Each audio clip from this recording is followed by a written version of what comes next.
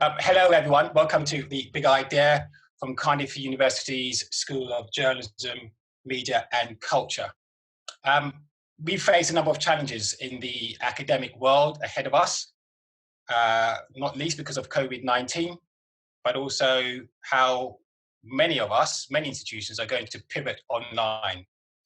For that reason, then, we went around various countries, the world, and sought out some of the best digital experts in their field to give us an idea of what they would do coming ahead in the circumstances that we are.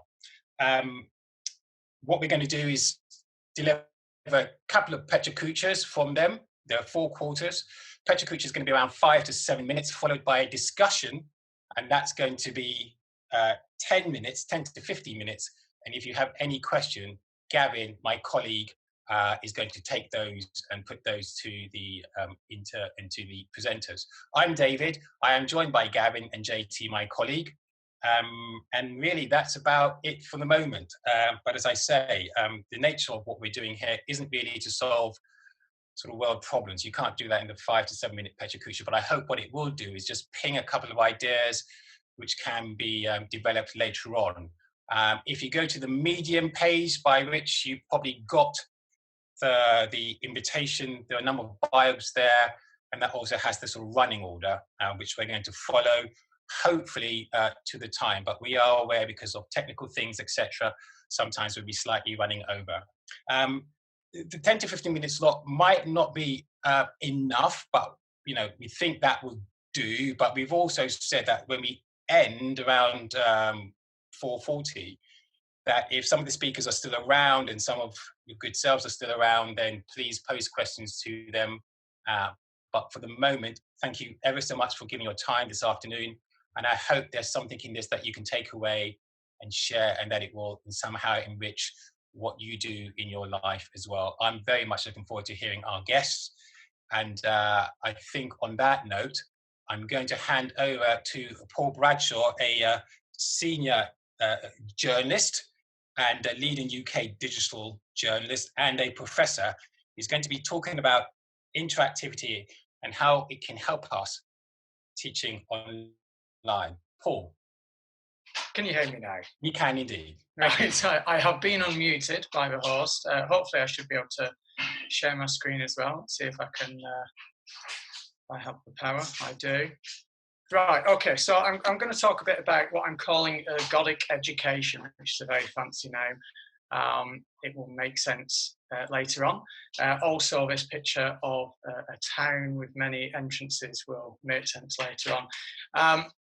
And I want to start back in 1994, 26 years ago, with the first newspapers when they went online. The first newspapers that went online looked like newspapers, and I think we're in a similar stage now with online teaching. We're replacing a sea of faces in a classroom with a sea of faces, a screen of faces on Zoom. So what I want to talk about is how some kind of ideas of interactivity can be useful in helping us avoid what used to be called shovelware in the 1990s, the idea of just shoveling content online that was the same as it is in another medium.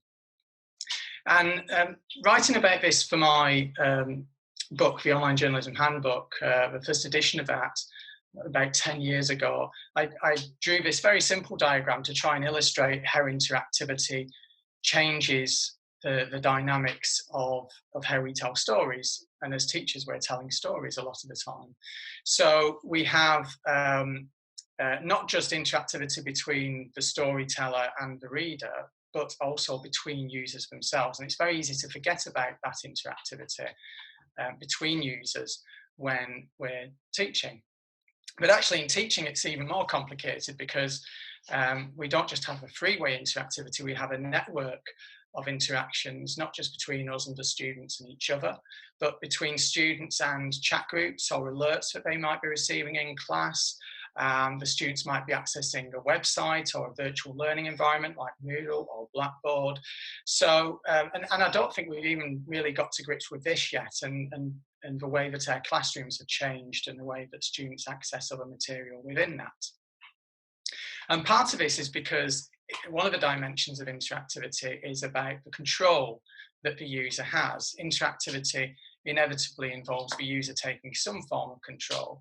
And with something like Zoom, they're taking control over the space in which they might experience that lesson, possibly the time if it's recorded. But actually they lose control over input because they lose the ability to, for example, facial expressions or physical expression is less easily heard or seen when you're in a Zoom call with however many other people.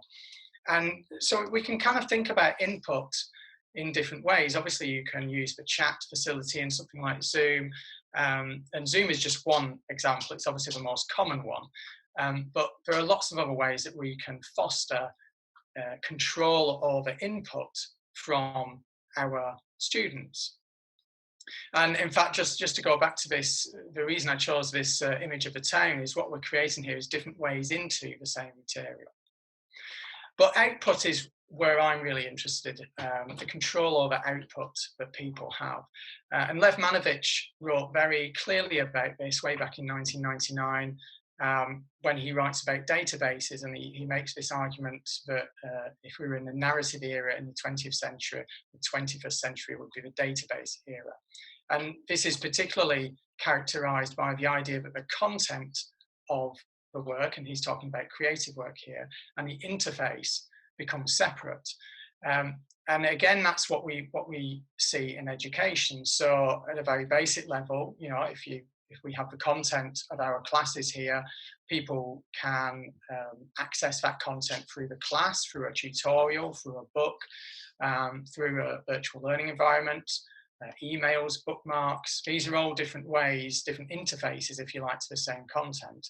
And actually a virtual learning environment like Moodle literally is a database with an interface, which students can use to interact with different parts of that database, so they can create their own stories because they have some power and control in a way that wasn't the case 30 years ago. But for the most part, we don't really use this interface. We use Moodle as a repository. We just post stuff on there and as a way of making it available. One thing that I've found really useful is social bookmarking services. So this is Pinboard. This is my Pinboard account. And when I come across resources, it might be research or stories or tools or tutorials, individual tweets, pictures, I will bookmark them on Pinboard and I will add tags that describe it. So this is the page of my bookmarks which have been tagged with tutorial, and you can see there are tutorials about network analysis and calculating rolling averages and data journalism and things like that. And I use this a lot with students as a way of giving them access. So this is the interface to a database, and this gives them access to... Paul, sorry to interrupt you. Yeah. We're still seeing your first slide at the moment. It hasn't moved on to the other slides. Interesting, okay. Right. Are you looking at this? That's your Pinboard page. You can see the Pinboard page. Yeah, it's now updated.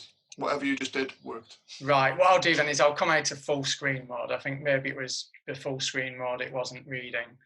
I'll put these slides. I have put these slides online already. Okay, so this is an interface into my bookmarks. This allows me to say, okay, choose your own combination of tags to find the information that's relevant to you. So I might say, oh, you're doing something on whistleblowers. Look at my bookmarks tagged whistleblowers, or look at research plus whistleblowers, or research plus UGC, or whatever it is.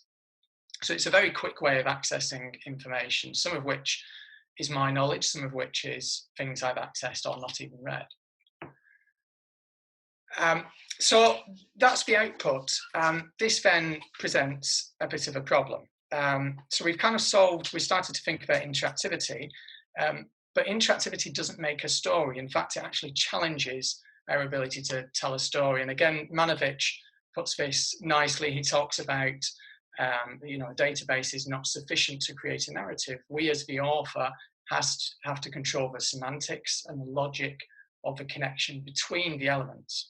So just giving a student access to this isn't telling them a story, it's empowering them, but it can also be anxiety generating. So it's useful, I think, to look at other material about interactivity and storytelling and what that can teach us as educators. So here are 3 models that Segal and Heer identified around interactivity in storytelling. And we can see how we can use these to start to create a structure around that interactivity. The Martini glass structure, for example, is really, for me, like the lecture, the traditional lecture that starts with telling a story for a while, and then at the end of that story you provide a freedom to the student to explore further. So this is a section from one of my modules. We've got the linear stuff at the beginning, and then there's a whole range of additional materials which they are free to explore. It's not required reading. Another structure is the interactive slideshow. This is quite linear, but at any point in that slideshow, the student can branch off. And so TouchCast, for example, is an interactive video tool which provides points at which the user can choose to find out more about that part of the story.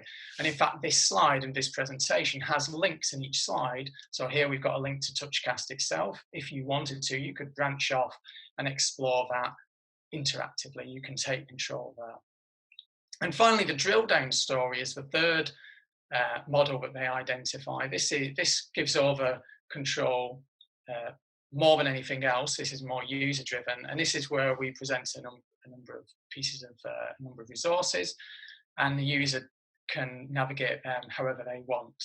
So on the left, at one point in one of my classes, they're preparing for a newsroom, and I give them a whole folder of pieces of research on newsrooms and say, I want you to pick at least one of those, read it, whatever's relevant to you, your interests. You're at 9 minutes at the moment, sorry. Great, okay, that's good, because I'm more than halfway. So we're giving them freedom. So those are just some models that we can think of in terms of creating a framework around teaching and interactivity. There are lots of others. These are a number of models by a guy called Rob Munday around interactive documentary. And this is where we get into the ergodic part of ergodic education. So ergodic basically means choose your own adventure. It's things like Julio Cortázar's book Hopscotch, where you can choose your own route through it. And there are a number of ways of doing this. So if you want to explore that further, his material at that link provides some useful stuff on that. And these are all parts of a number of genres of interactivity that have emerged in the last 10 years. Even between the first edition of the Online Journalism Handbook and the second edition, these were a good dozen or so that I identified. Ergodic stories are just one, games are another. I could talk forever about games and the narrative dimensions there, but that gives us a number of possibilities and different levels of control for the user. So that's really all I wanted to say on that. Keep it nice and brief. What I've basically done here is delivered a form of ergodic education. I've kind of used the Martini glass structure, so it's been quite linear to begin with, but then I've got to a point towards the end where I've given you freedom to explore a number of different models. This is, in some ways, I've used narrative devices. So I've introduced problems, I've escalated the tension, I've delivered a payoff at the end. But to make it ergodic, you would need to go off, and I would need to bring you back for a part 2, back in from that branching structure to keep you on course for a middle of the story and then an end of the story. So just to sum up, interactivity has all sorts of dimensions, and it's all about control and to what extent we create trade-offs around those. It challenges narrative, so we have to think about, if we give away control entirely, that can be actually quite frustrating or anxiety-inducing for the student, for the audience. And we can use generic dimensions and cultural dimensions, the expectations of the audience, of the student, to think about how we deliver that. So I hope I've done that within time. Over to you. Paul, you ran over by about 8 minutes. Oh, I thought you did. I am sorry. That's all right.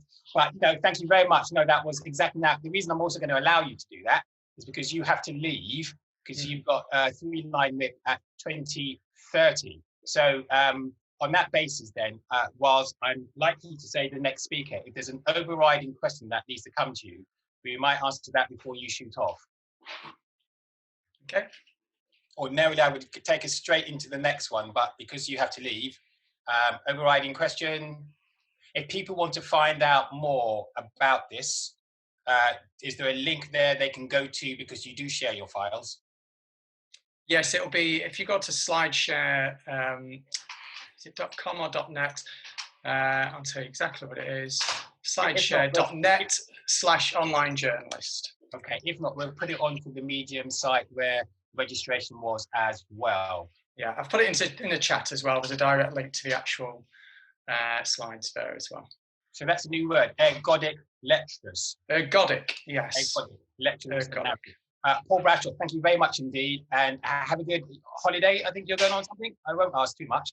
No, I'm not going on holiday. No, I'm just going to go. I've got to go to an appointment. Yeah. Okay, brilliant. Paul Bradshaw, thank you very much. Ergodic, and as I say, we'll leave some more info on our Medium post. If Gavin, do you see any questions coming through on that?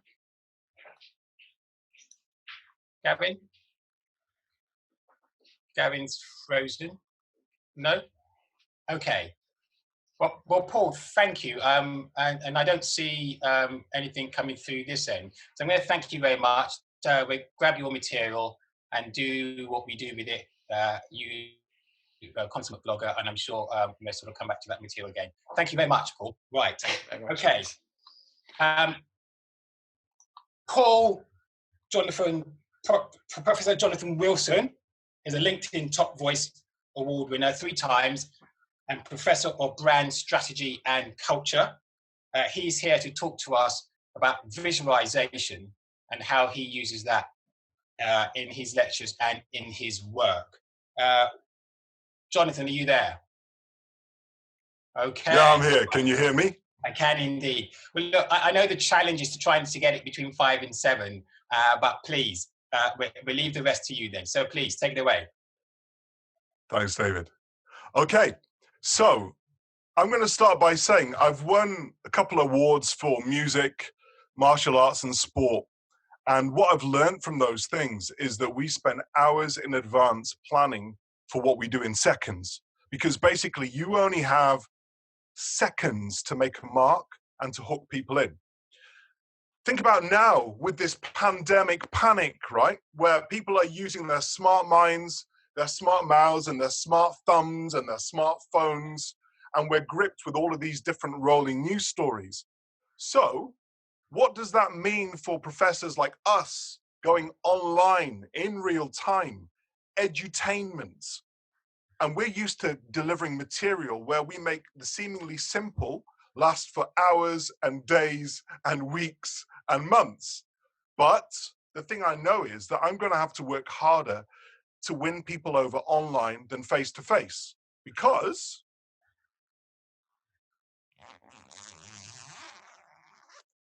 like it or not, I'm in competition with rappers, comedians, influencers, vloggers, athletes, journalists, media companies, and little Johnny is going to be recording with a smartphone. What am I going to do? One piece of advice, my big idea. It's all about the voice, the visual, and the vivid. Because we've got to get hot, but people are stone cold out there. Attention spans are declining. Opinions are increasing. And if we think about the situation that universities are in now, you know, we spend a lot of time chasing league tables, vanity projects. And if we look at it, it's kind of like the Tower of Babel. Loads of mixed messages, right? And to be honest, look back at your time at university. I look at my time at university, most lecturers did not speak to me. Because, come here, I'm a kid from Manchester. I've got a black mother and a white father. I fed myself on an MTV diet of hip hop and rock music. Too much rugby, too many kung fu movies, and too much time in the dojo. The education that did break through was definitely vocal, vivid, and visual. So if you can achieve those things that I'm going to call the 3 V's, right? That you are visual, you do have a voice, and you are vivid, that education will have a profound effect. And I think that the net effect of that is that time becomes elastic, people's minds, souls, bodies become plastic, and your online delivery is fantastic. So if you want to deliver the art in science and the science in art, my recommendation is simple. Lock yourself away and develop muscle memory. Think, what would you really hand on heart tune into? What would lock you in? And just to remind you again, it's all about the voice, the visual, and the vivid.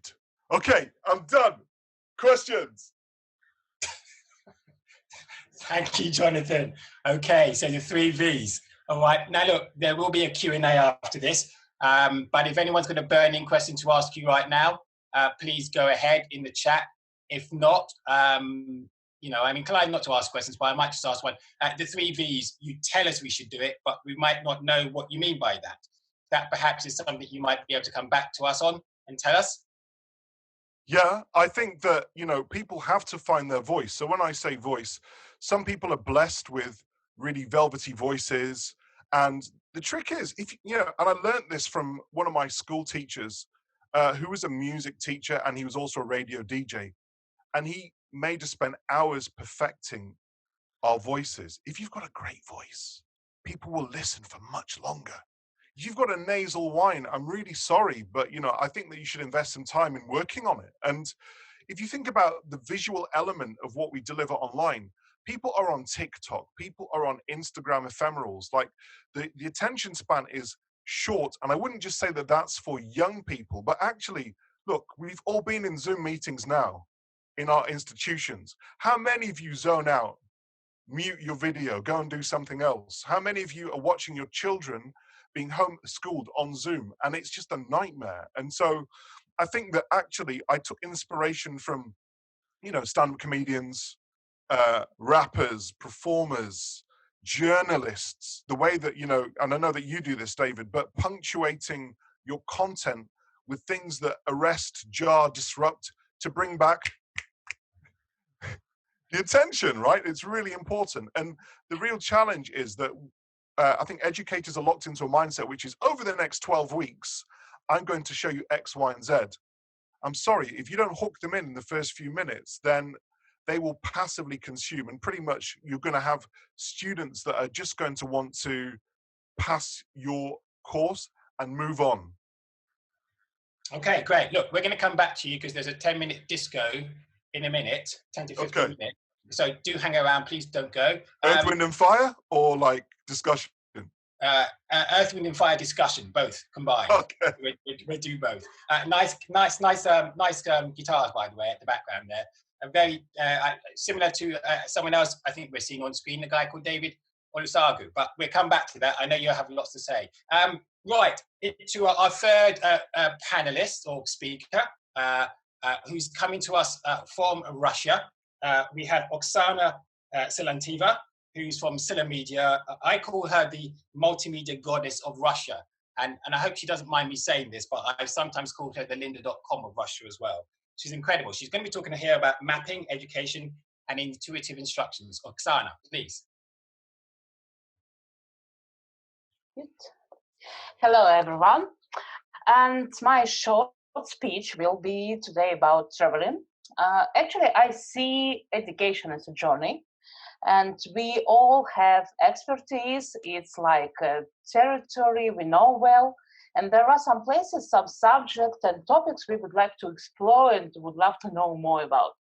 And every travel agency, they know at least 2 types of tourists. First type, like, love, all-inclusive things. Because you paid once, you don't need to think, you don't need to choose to care about anything. And you have a wristband, and all treasures belong to you. And it's like closed castle, closed territory. And I think that our universities are like castles too. And every year we observe castles storming. People think that the place is the most important. Doesn't matter. Oxford University, Harvard University, Moscow State University, that doesn't matter. The place is the main thing. And inside the place, they dream to find like educational space, to find some ideas and find some clever people like professors, clever students, alumni, and so on. And our student card seems like this wristband for all inclusive thing. And there are some other type, some others tourists and other type of travelers. We think differently, we travel differently, we need to plan, we want to see the whole map of what we are going to explore. And we understand that we can't visit every corner of this map. But this general understanding is very important for our journey. So some part of these territories maybe explored well, maybe known well, but some territories and some places may be hidden or actually doesn't exist at all. So I think that education and our system and our strategy, educational strategy, should be based on different mental model. First of all, it's a face, a person, explorer, because we are as professors, we create blogs, we create books, we create this educational space around us. And actually in online, in remote education, doesn't matter where we live. I live in St. Petersburg, I can leave or travel to Lexington, Kentucky, I can travel to Cardiff, doesn't matter. I bring my educational space with me. And people who follow me, who attend the same conferences, who read the same books, we create this space, this informational space. So I think that everyone, every person has like a bubble of subjects we are interested in and what we are ready to share with other people. And you know that we didn't learn this step by step, not like one skill after another. We learn it like layers. So I think we should go away from this linear curriculum. Like, why I can't study introduction of new media and digital culture before history of media landscape? Who said this? Some institutions said. I don't know the person who decide this structure and this order of thought. It's very comfortable for everyone except students, because it's like all inclusive, everything is ready, but I want to explore my world of media. So what we have this big map. It's 316 branches, and I can show you a little bit closer. And every branch is like a small skill, and every branch can be ended by book, a name, workshop. So where can you train? Where can you get this skill from? And how our students use this map? First of all, you can make like a testing or diagnostic for yourself, and just point and mark what you know well. What are you? What is your competence? What is your expertise? And after that, you add what I want to study. And this style of presenting your learning material is like to give responsibility of making strategy, making their own journey, to give this responsibility to students, not to administration, not to Ministry of Education, and so on. And I trust my students. They want to know more, and they can plan their own journey.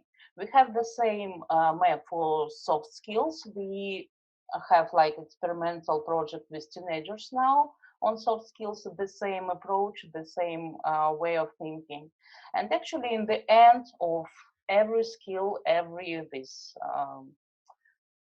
small branch, you can put names, books, posts, or tasks, or challenges, whatever.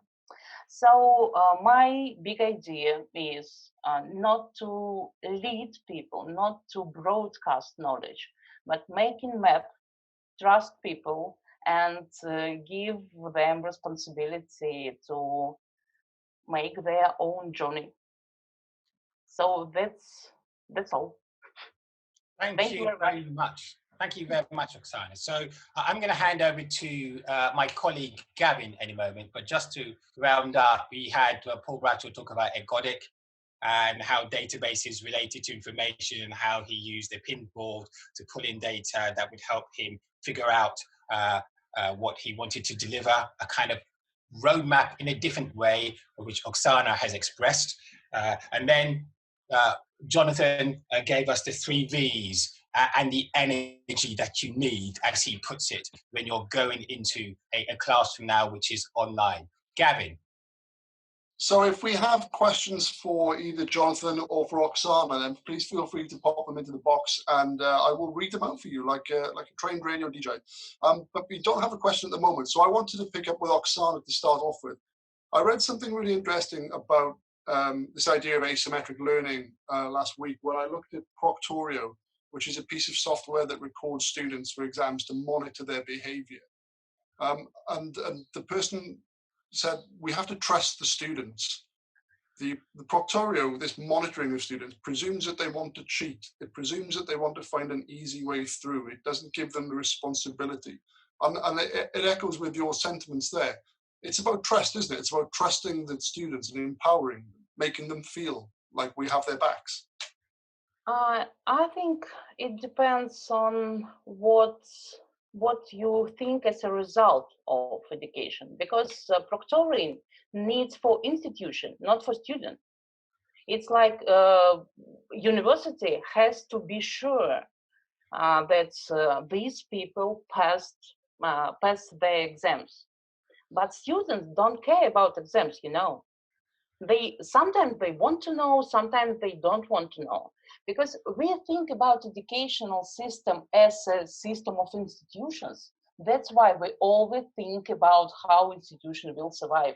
But I don't care. I'm not from university. I am from a vocational profession. I grow up absolutely alternative system of professional education and media. So I don't care about Moscow State University at all.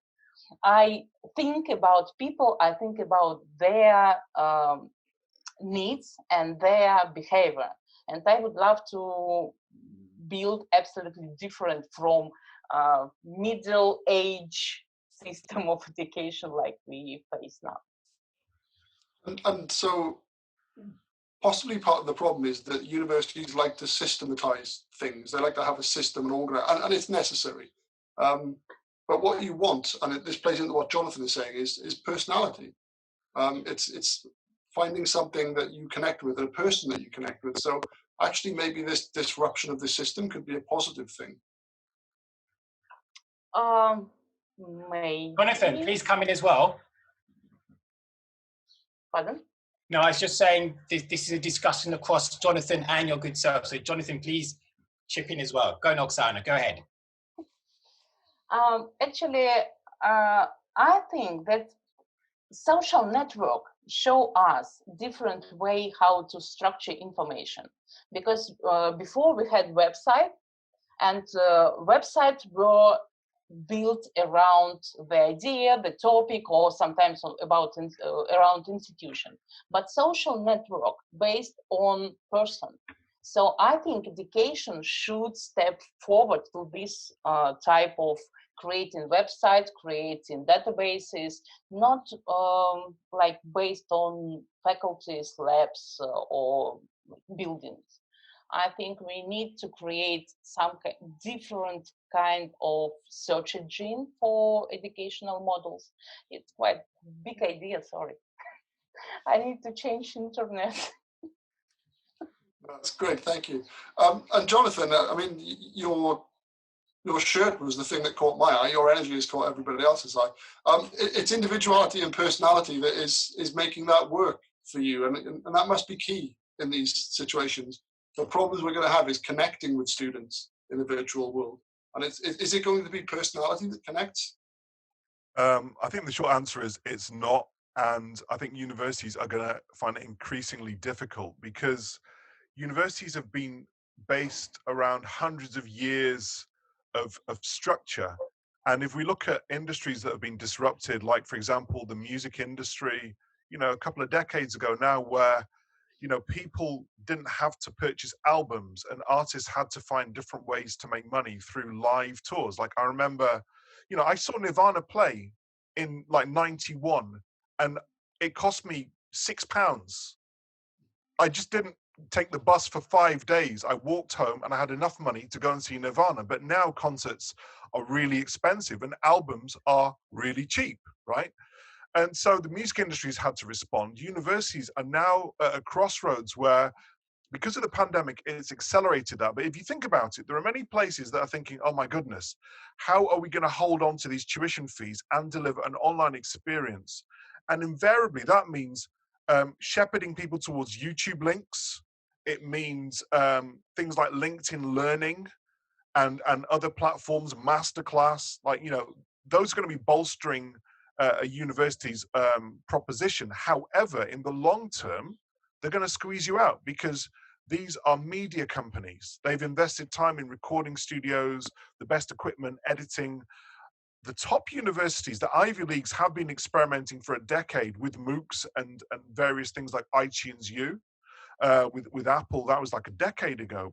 But for most universities, they've just ignored this. And then there's an uncomfortable position, which, if I take another sports analogy, is a bit like when you look at Manchester United, that's my home team, right? But Paul Pogba has more Instagram followers than Manchester United. And I'm pretty sure that Mo Salah does compared to Liverpool. So the uneasy relationship is that they need these players, but these players know that they have bargaining power. And so are academic institutions willing to genuinely get behind their top academics and to support them and to recognize that they have individual excellence? Or are they concerned that, what's the phrase that they say, never outshine the master, right? And I think that becomes the uncomfortable challenge that actually, for the sake of argument, David could do this series and then another university could knock on his door and say, why don't you come and join us for a bit more money? And then Cardiff thinks, well, he let us down. That was a mistake, wasn't it? As opposed to healthy competition. But I think it's going to come very close and tight because people will be thinking at some stage, am I getting value for money? Because when you strip everything back, universities are providing an excellent qualification, which will increase your employability and increase your salaries. But if we're just paying for the paper, then those universities are ripe for the picking to be taken over by brands like LinkedIn, who will then say, well, why don't you endorse our online learning? So I really think we need to look at this seriously. And I think, to be honest, I think there are a ton of senior managers that are just looking forward to retiring because it's a mess at the moment. Can I just ask a question there? It's from a Theodore who said it's about connecting and moving students and people in general too. And if I add to that, the analogy you're drawing seems to me a bit like the sort of DJ and a station. So a DJ kind of moves from one station to the other on the breakfast show and takes their breakfast audience with them. But the danger there, I would suppose, is that if you're an institution, if you're capital, and you're over promoting that Chris Tarrant, then if he leaves, you're rather stuck. So you wouldn't do that. And I think, generally speaking, institutions tend to promote what they do rather than the sort of lectures. But in the online world, Udemy, Udacity, etc., they do the opposite. Yeah, and I would challenge that, because even Man United still it gushes over Cristiano Ronaldo. How many years ago did he leave, right? Now, if you think about the online environment, things are online forever. So, you know, and I've tried, you know, I've actually been a bit cheeky with some of my old employers where, for example, I don't disassociate myself with my previous employers. I still celebrate when they do well. And I wish that they would perhaps do more of the same, because I've left a legacy there. So let's say, for the sake of argument, that I leave this institution and go to another institution. They have all of my content. They have all of my swagger. They could just curate it and still make money. I think that's the difference between online and offline, which is that there's this long economic trail, which means that you can still use content and it can still be profitable and valuable. And I think that's something that universities fail to recognize. Gavin. It's part of the problem that we've got here is that there's structural change coming in the start of the next year. And what universities actually don't want is structural change. What we're going to have is a temporary fudge.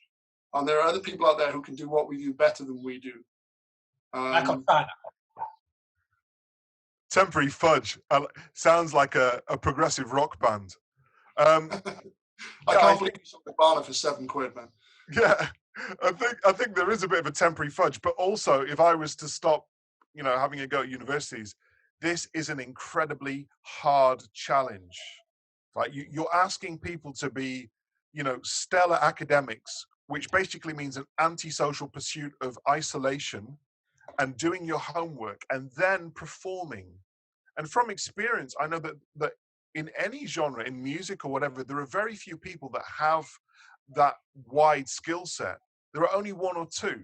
But therefore, what it means is that when you're recruiting in your department, then perhaps we should stop focusing more on having academics that are all the same, which means you do research, you teach, and if you're not doing both of those things, then you don't fit in a department. Can we get some really good performers who are very good at delivery, and can they be supported by some really stellar researchers and scholars? Because if you look at television, that's how you make a documentary. And I think that universities haven't really thought about that actually the art of performance is really important. Just because people have paid their money and you're forcing them to attend, otherwise you'll send them back home and revoke their visa, that doesn't necessarily mean a good university experience. So I think that we should think and just be a bit more honest about the fact that, you know, we're in competition with YouTube. You know, why should somebody get out of bed and see me live in the flesh, as opposed to just trawling through YouTube and learning about research methods or how to do social media marketing? And I remind myself of that every day. And I think that more institutions and individuals should hold themselves to account. Gavin, I've seen some things rolling up. I made a mistake with Theodore. He said, just to clarify, I meant moving people in an emotional and psychological sense. What are you reading there as well? And I noticed, Oksana, you sort of got quiet all of a sudden. Unlike Oksana. Anything to add to what Jonathan's saying, as I also look at the time to make sure we wrap up soon? Actually, I like to add maybe that our universities need like a department of producing. People who think about talents, about different kind of talents. And if we actually want to keep this castle structure, okay, but this castle should be diverse, and absolutely different people with different specialities should work together as a team to produce more interesting lectures, more interesting workshops, more interesting courses. Okay, if university would like to keep still, okay, but they need to be more diverse, I think.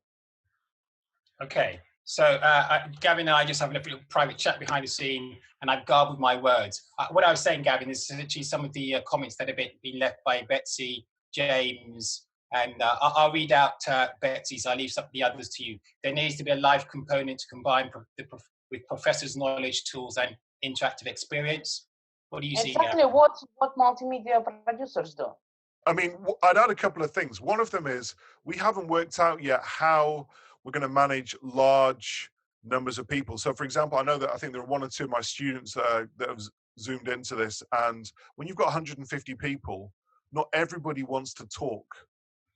They want different spaces in which they can communicate, and that's going to be a big challenge. That on one level we're trying to make money as an institution, but on another level the best education is with small groups of people. So, you know, when I was doing my undergrad, I had a tutorial where there were only 5 of us with a professor, and I had a large lecture and I had a seminar. But universities have moved away from that structure because they wanted to basically, you know, pay some bills. I think there's just one last point as well. Teodora, you're talking about moving people in an emotional, psychological sense. Yeah, I think you've just got to hold up a mirror and think, you know, why do I get out of bed every day? And you know, who were the best teachers that I had? And how do I wish that they taught me? And those are the things that drive and motivate me. And it's easy to become jaded, but I think it's really important. So a lot of that motivation is because I wish that I'd had somebody that was doing more of the stuff that I'm trying to do. And so even the fact that I'm online on video is because actually I did it because I knew that it was the future for my students, but I knew that if I told them that video and vlogging and online was their future, they would accept it from me better if I was actually rolling up my sleeves and giving it a shot myself. So I think that, you know, there's a large component of kind of sharing the backroom stories and just participating as well, and not hiding behind kind of rules, regulations, and letters and numbers before and after your name. Thank you so much. Thank you, Jonathan. Thank you, Oksana, and thank you to Paul, who's not here. Coming up into our second quarter, Michael Rosenblum is the father of video journalism and online training, and he's going to be talking about some strategies for teaching online. He's been teaching online as a video journalist for many, many years, and has taught many institutions around the world. Michael, are you there?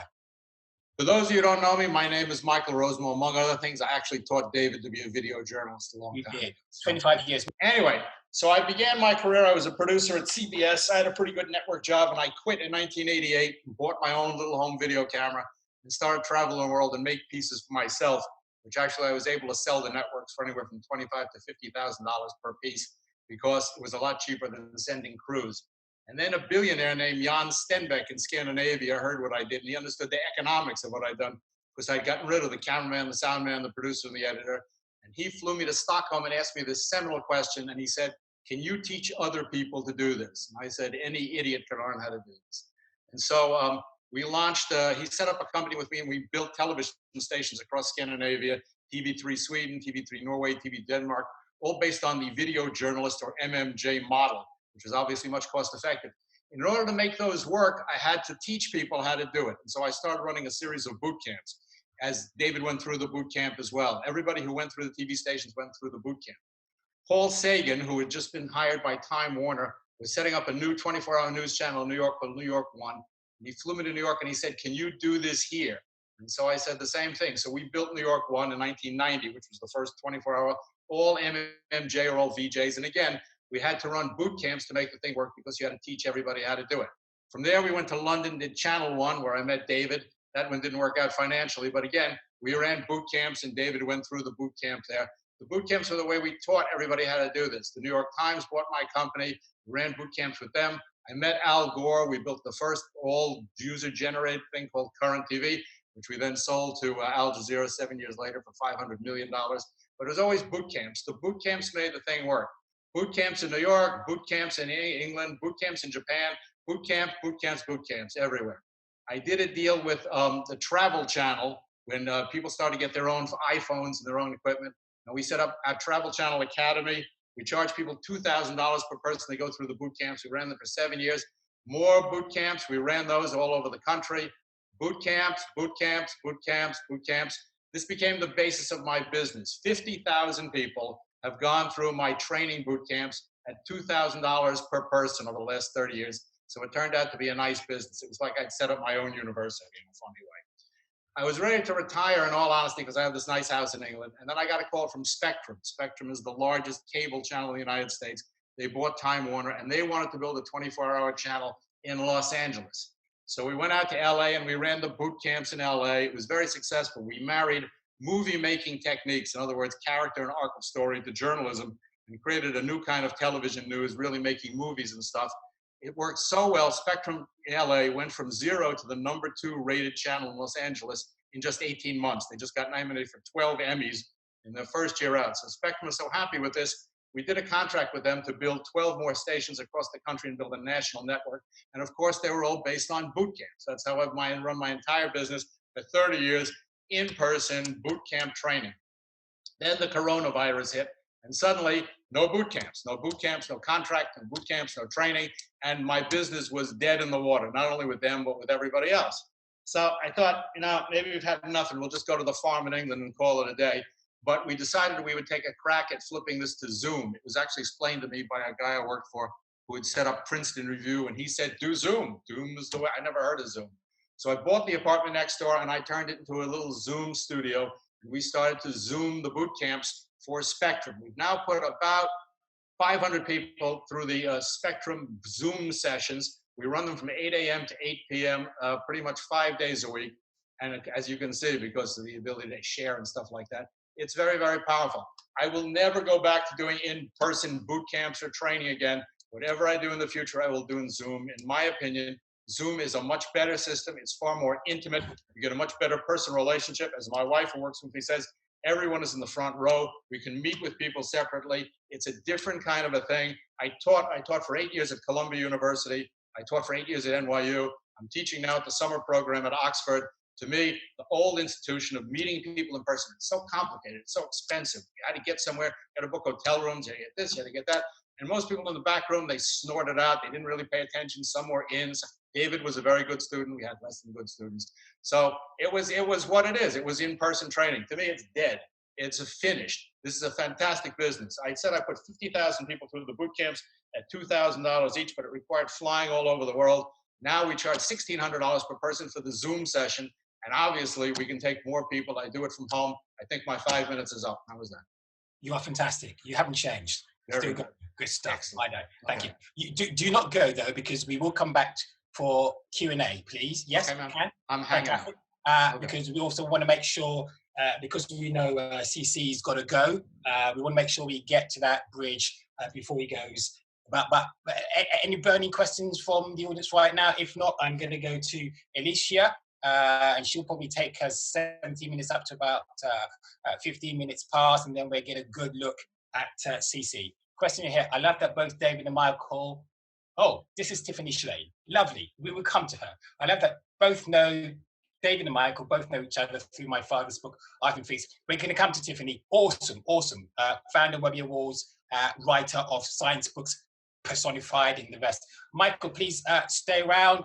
We're going to pivot to Alicia, who is a client success director at Yext, and she's going to be talking to us about the use of smart speakers as teaching assistants.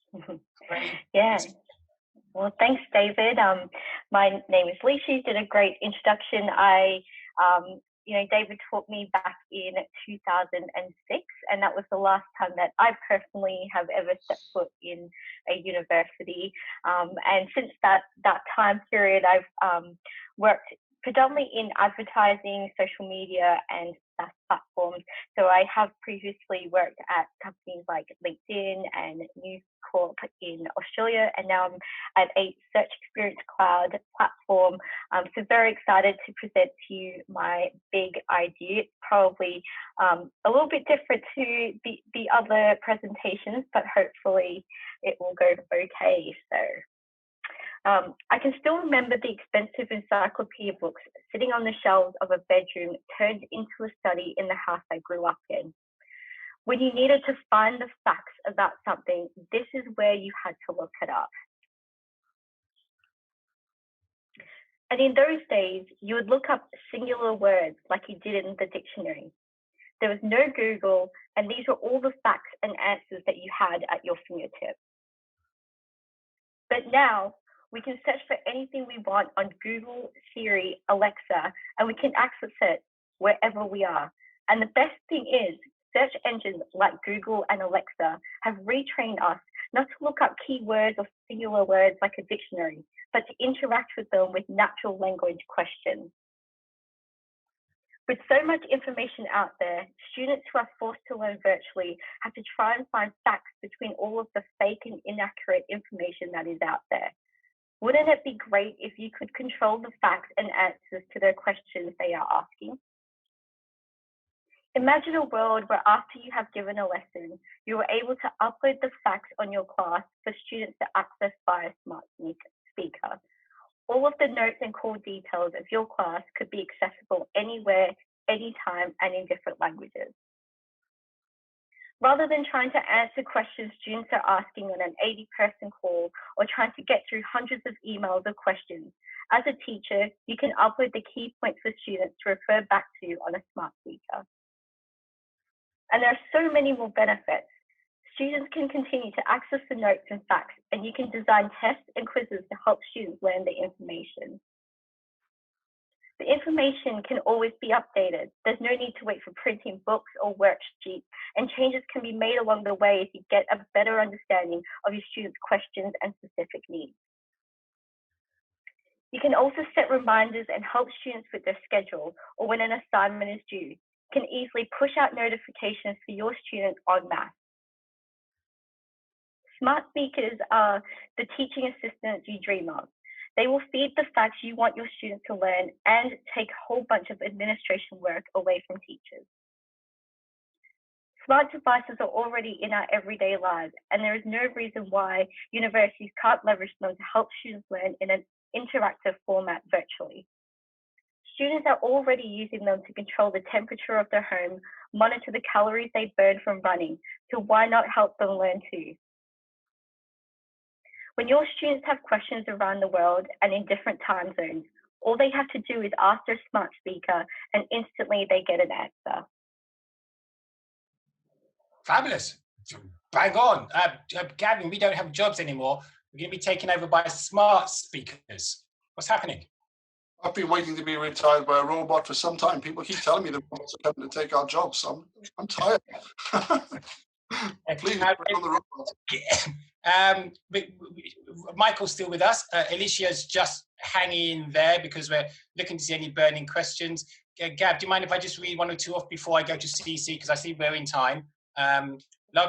Cindy Skelton says, I love that you pointed out that to everyone. Oh, everyone's in the front row. Michael, they love the idea everyone's in the front row.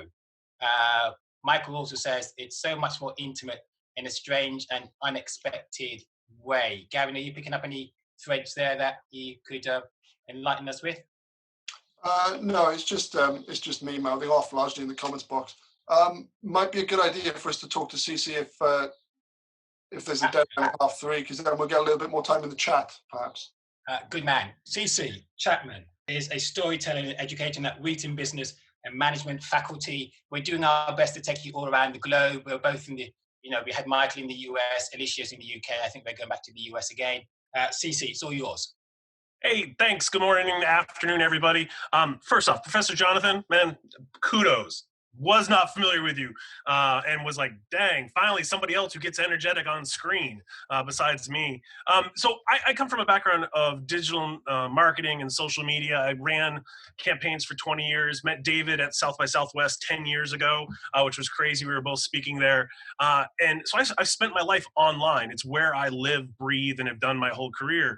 And worked really hard to get into academia to teach. I found out I love teaching, and it's so funny because I spent 20 years trying to get out of online stuff and get into a classroom, and now we're thrown back into online. So the transition wasn't that hard for me. I put that out there as a disclaimer that I am not traditional academia because I find out every day that the old ways drive me nuts. Things like, and I understand them, I'm not trashing them, but things like, tenure, protecting people that are old and not thinking differently and not trying new things, or constantly worried more about research than the students, confuses me. I get into a classroom, I want to help the students learn. I think one of the biggest, my one big idea that I was focusing on was really focusing on, I think academia across the board needs to stop having that old school ivory tower mentality. Students have more choices than ever these days. They can learn from all sorts of things. I don't think colleges have to go away. I just think they have to evolve. I've spent my career working on what I call battleship industries. I remember when I published my first book, I was like, what do you mean you can't do these things? Or I got my start doing podcasting with PodSafe Music before streaming music existed, trying to convince labels, you need to do this, but no one wants to turn. And I think everyone here today realizes education needs to change from the least, especially in the States, from the bottom on up, there needs to be changes.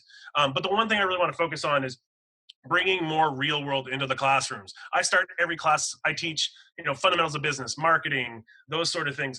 We start every class, I use a Flipgrid to clip news stories, and we spend the first part of every class talking about what's in the news. What's fun is the students, as they start opening up, realize, oh wait, he's serious. Because I started a class saying, what do you want to do today? What, or what is on your mind? And they'll bring up, a new album release or a new movie, a new fashion line, things I've never heard of, but I can tie anything like that into business, but it gets the students engaged, especially the quiet students.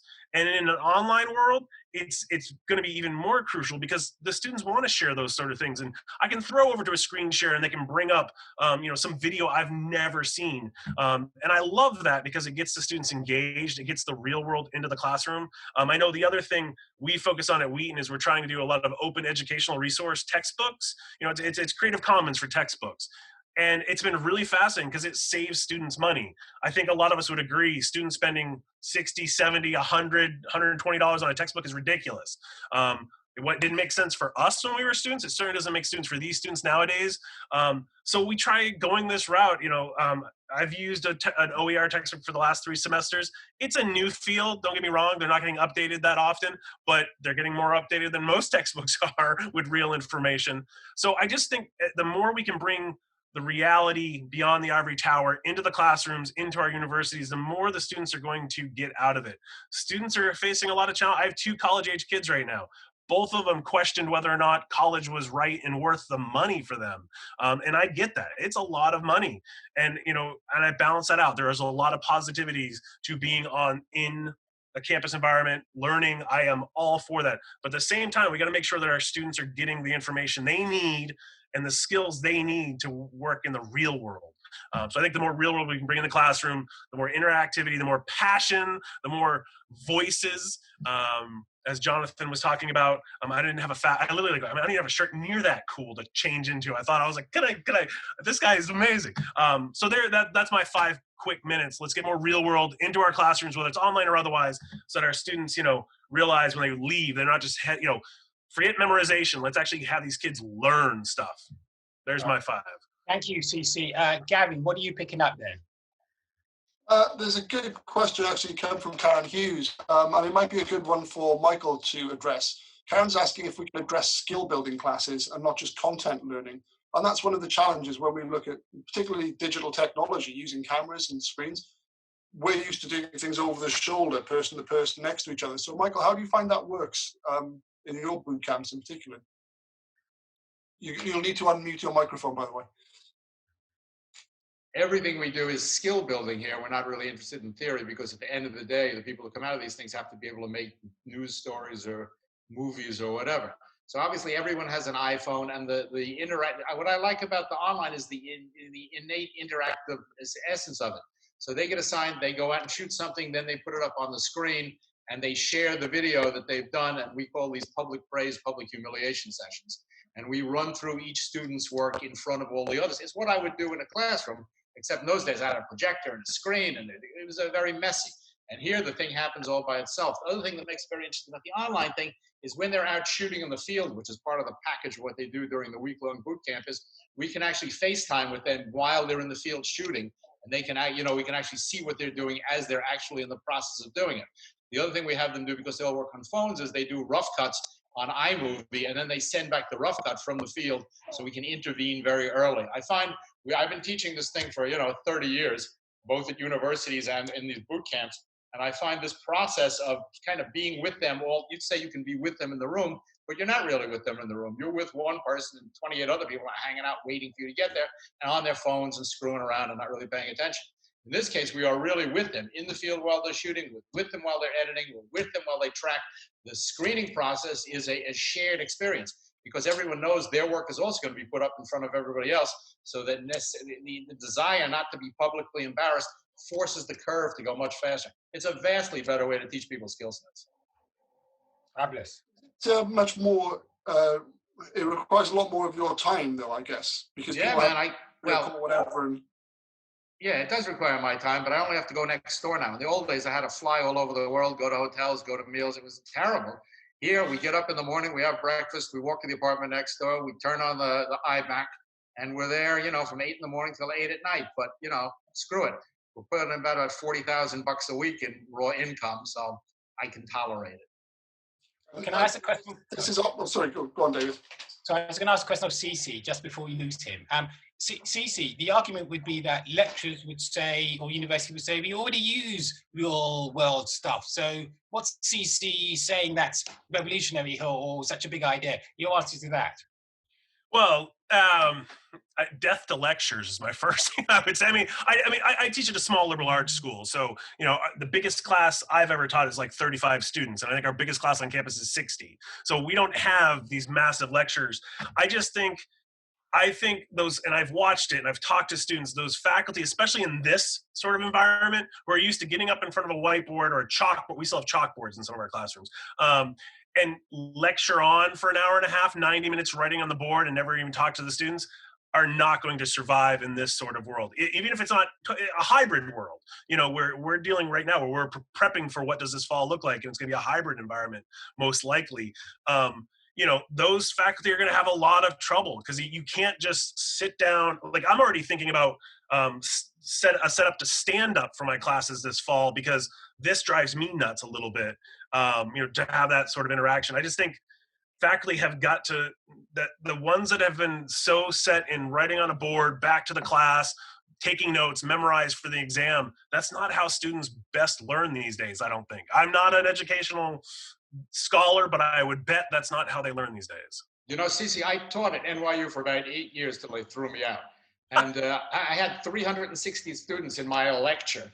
And I used to start, it's journalism, for Christ's sake, and they charge $86,000 a year. I don't know what you're charging at Wheaton.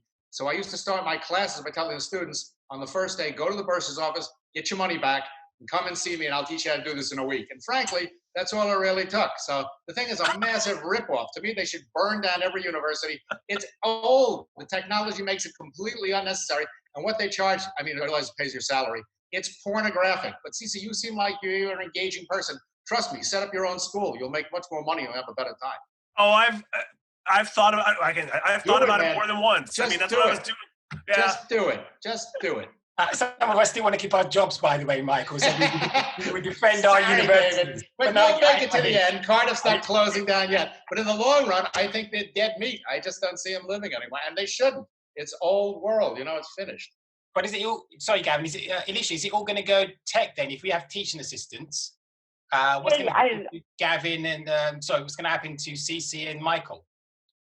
Yeah, I think it's really a combination of things because students still want to learn, like the way we want to consume our content is different, right? Like using a smart speaker might not just be the only way to deliver it virtually. It could be, hey, Alicia, here is a link to a video that Michael has uploaded that would help you learn how to edit your film. So it's kind of a mixture.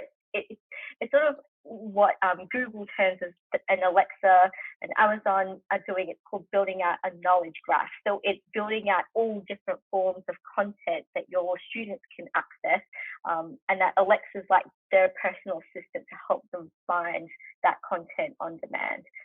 So I think that in that way, it's not really losing the personal or human touch. It's just different ways of consuming the content and skill sets that they need.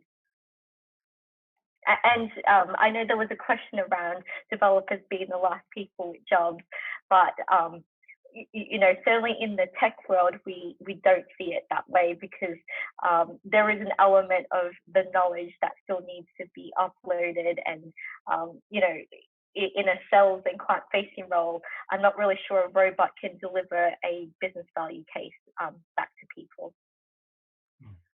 Yeah. Cece, you see, you're riffing with Michael again. In as much as people have been talking about again content, how do you build that offline classroom? The tools are super easy to build in these days, and Michael's right. I mean, I've got classes on LinkedIn, or the Linda in the past. I mean, and for whatever reason, I fought the whole knowledge economy, like selling my stuff. I don't know why, because I love doing this, and I do know, Michael, you are 100% correct. I can make so much more money. Students pay more money to go to my school than I get paid, and so it is crazy. It is nuts, but there is something about. I do love that face-to-face interaction classroom environment, but I do know you're completely right. There are going to be so many schools that are going to collapse and burn and go away, especially the longer this pandemic goes on, they're going to just disappear. Hey, CC man, email me offline because I think I got an idea for you. All right, we will definitely. David, you'll have to connect us. Okay. Fantastic. You see, we're doing business already, Gavin. Here we are. CC's got the character. He comes alive on screen. That's what people pay for. Like television, it's personality. It's all personality driven. It's like entertainment. A theater kid who went to business school. It helps. Perfect combination. David said at the outset that any ideas produced in this come with a 5% commission. David. We pay commissions. You bring in the people, I'll pay commissions. Go on. In comments, I just wanted to pick up on Theodora saying that technology that assists teachers with teaching is fantastic. My concern is the replacement or displacement of educators and becoming more tech-based and less human-based, which I think is something we'd all agree on. Michael, I think you're very good to say you see this as an opportunity, not as a problem. I think a lot of people see this as a problem. And this idea, that's always what happens when new technologies come along. The people who work the whole way get all freaked out because they don't. The concept of creative destruction. So this is a classic moment of creative destruction. If anything was prepared for destruction, it's the conventional university system because what they charge is pornographic, and 90% of the students, I mean, they have a good time, but they're wasting their time going up there, getting the dorm room, going to lunch, going to the. It's ridiculous. You want to learn how to do something, there's a much more compressed and much more cost-effective way of doing it. And frankly, in a world that lives on iPhones now and lives on screens, it's much more congruent with where the technology is and where the students are. So conventional universities and conventional education is doomed to die. How long it takes is another story. Okay. Does that not risk losing the sort of just going, meeting a bunch of new people, hanging out and you can go to the pub and do that. I mean, and you don't have to pay $86,000 a year for the privilege. Yeah. Spend it on the beer instead. Exactly. It's a better investment in the long run. Michael's never been shy of a fight. No, well, David, my whole life I've said this kind of crap and I get endless resistance from beginning to end. But it's not me, it's the technology. What's his name? The chairman of Intel, his name I always remember. Forget. He said, listen to the technology will tell you what to do. And that's all you have to do. Look at the tech and the tech tells you what to do. Yeah, and that's evidence for the fact that we're actually having this meeting now with people like yourself, CC, and many others to come. We are sharing these ideas and not shying away from the fact that this is actually a good forum for actually having meetings of this kind and being energetic about it. Man, you should do this once a month. Ah, there you go. There's the business model. Gavin, let's go to the bank afterwards. Lloyd's, set up the account. CC, last words before you dash off? Yeah, I have to dash off and actually advise an incoming first-year student to register her for classes. So. Okay. So parting words. Don't stop. Don't be afraid of technology. I remember first blogging in 2002 and podcasting in 2004 and trying to tell people this is what was coming. They didn't listen. So Michael's right. I mean, technology isn't slowing down. This is going to be a norm going forward. I've been trying to get it, and I don't want to say anything good came of COVID, but it did force people to realize, wow, look at these technologies. They exist. We can use them. So don't be afraid of technology. And if your school needs help, reach out. There's all kinds of people on here today who have great ideas on how to help. So take care, guys, and stay healthy. Thank you, CC. Thank you, David. Thank you. Michael, Lucius, last few words before we wrap up. I mean, to me, this is going to happen. When you look at where the tech is, you look at where the world is. The virus blew this thing ahead by 20 years, but this was always inevitably going to happen. And Darwin says survival is not to those who are the strongest. Survival is those who adapt to change the best. This is a change. People who adapt will be extremely successful. People who fail to adapt are going to die. That's all there is to it. Yeah, I completely agree with that because, definitely the tech world moves super fast. There are things that when I was at LinkedIn didn't work out that people wouldn't even know about it. From a platform or Lynda perspective, it took 6 months to build something and failed really badly, but they're still super successful at the end of it. So it's really embracing the change and the failures that come with using technology in the space. Tiffany Shlane says, "Amen." I just pick up on one question that Jonathan's posted in the comments. Actually, it says for CC and Michael, I came from industry working in advertising, so I get the practical focus. However, if it's all practical, does that signal the death of people wanting to go on and do PhDs and research that takes years? How would you silence the 1984 and Fahrenheit 451 readers? Well, you forgot to go do your research. I write novels in my spare time. Go to the library and buy books. You don't have to pay $86,000 a year and go put yourself on a campus for 4 years to do any of that kind of stuff. Your intellectual pursuits, in fact, are more freed up. You don't have the financial constraint attached to it. Nobody has to bankrupt people to get a PhD anymore. There's also a time constraint as well, isn't there? I mean, they say, oh, you do a PhD, it takes 3 years, 4 years, 5 years. If you do focus time on your own, you could do that much quicker. Yeah, you can do it much quicker. I mean, and I have enormous. David got a PhD, which I was astonished and delighted with. And, he worked very hard to get that. But I think if you quantified the amount of time and the amount of money he spent on it, I think he probably could have done a lot faster in an online digital environment. Not that I didn't think you get an experience, but you have the experience. I only got a master's, but it was a total waste of time and money from my point of So, view. in other words, what Michael you're saying, and I hear you, we merely accelerated a process that was in our distant future, and this gives those the opportunity in that Darwinism sense to adapt, and those that will survive, and those that don't, then that's just hard cheese. This is the history of every time giant crises come along. They initiate, they speed up technological advancement. Whether it's World War and airplanes or whatever technology is atomic energy in the 1950s. So this virus, in a way, has accelerated this transition. For me, it was a life-changing experience. I never would have done this. I never would have flipped my entire business to being online. But in retrospect, I would never go back to working the other way. And it's been a fascinating learning experience for me, and it's road to Damascus kind of thing. And I think that I can very clearly see, it's obvious the future is in this, and the technology will get better. We look at Zoom and go, well, it's a little shaky, I'm not sure. The technology will advance because it always advances. And I think the notion of communicating and connecting with each other, this an exchange of intellectual ideas and education in this capacity is much more sophisticated, vastly less expensive. And as I said in the thing, ironically, it's a much more intimate experience than schlepping halfway around the world to have lunch with somebody.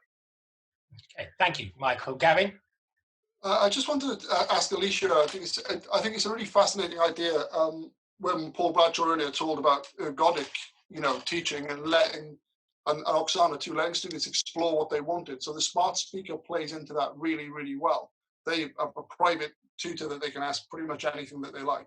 How does that work, do you think? I'm not saying that you have a solution already, but do we allow Google to come in and run our university programs in that way? Or does every university have to develop its own platform online? Yeah, I would actually see it as a platform that is developed in-house in the university that then partnered with someone like an Alexa or Google Home. I think Alexa would be probably the platform that is a better entry point than Google, because you don't really want to confuse Google with the university platform. But I think that in that sense, it could be an app that could plug in into a smart speaker system and be really, really rich with content, almost like your own e-learning platform in different formats. Cool. We all, as lecturers, are sitting there. We're recording our lectures. We're making videos. We're doing things in as many ways as we can. This is another thing to put on top. Another piece of load that we'd have to deal with or cope with, I guess. But I think I like what Michael's saying, that those who don't adapt die. So lecturers who look at this and say, how do I put my content on a smart speaker, and they walk away from that because it's difficult. That's not the way forward, is it? Let me make. No, Oh, go ahead. No, and actually, you know, I'm in the business of building out people's data in the back end to push out into Google and Amazon Alexa and Apple Siri. And really, if you've already got the data, it's all about putting it somewhere. And you know, universities already have a wealth of data and content to upload to build that out. So it's just a matter of getting that together and putting it somewhere. Michael. Yeah, let me just add one more point before we go.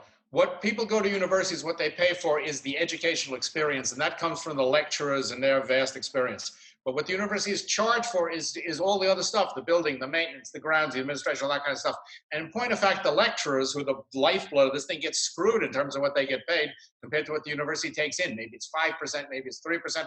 By getting rid of the buildings, by getting rid of the administrators, by getting rid of all this stuff, and cutting right to the core of what people want, a direct personal relationship with the lecturer can charge substantially less than the university does and get paid even more. And it's a much more direct and clean relationship. So I think it works all around, except for people who are like vice presidents of personnel. They're going to lose their jobs, and they should.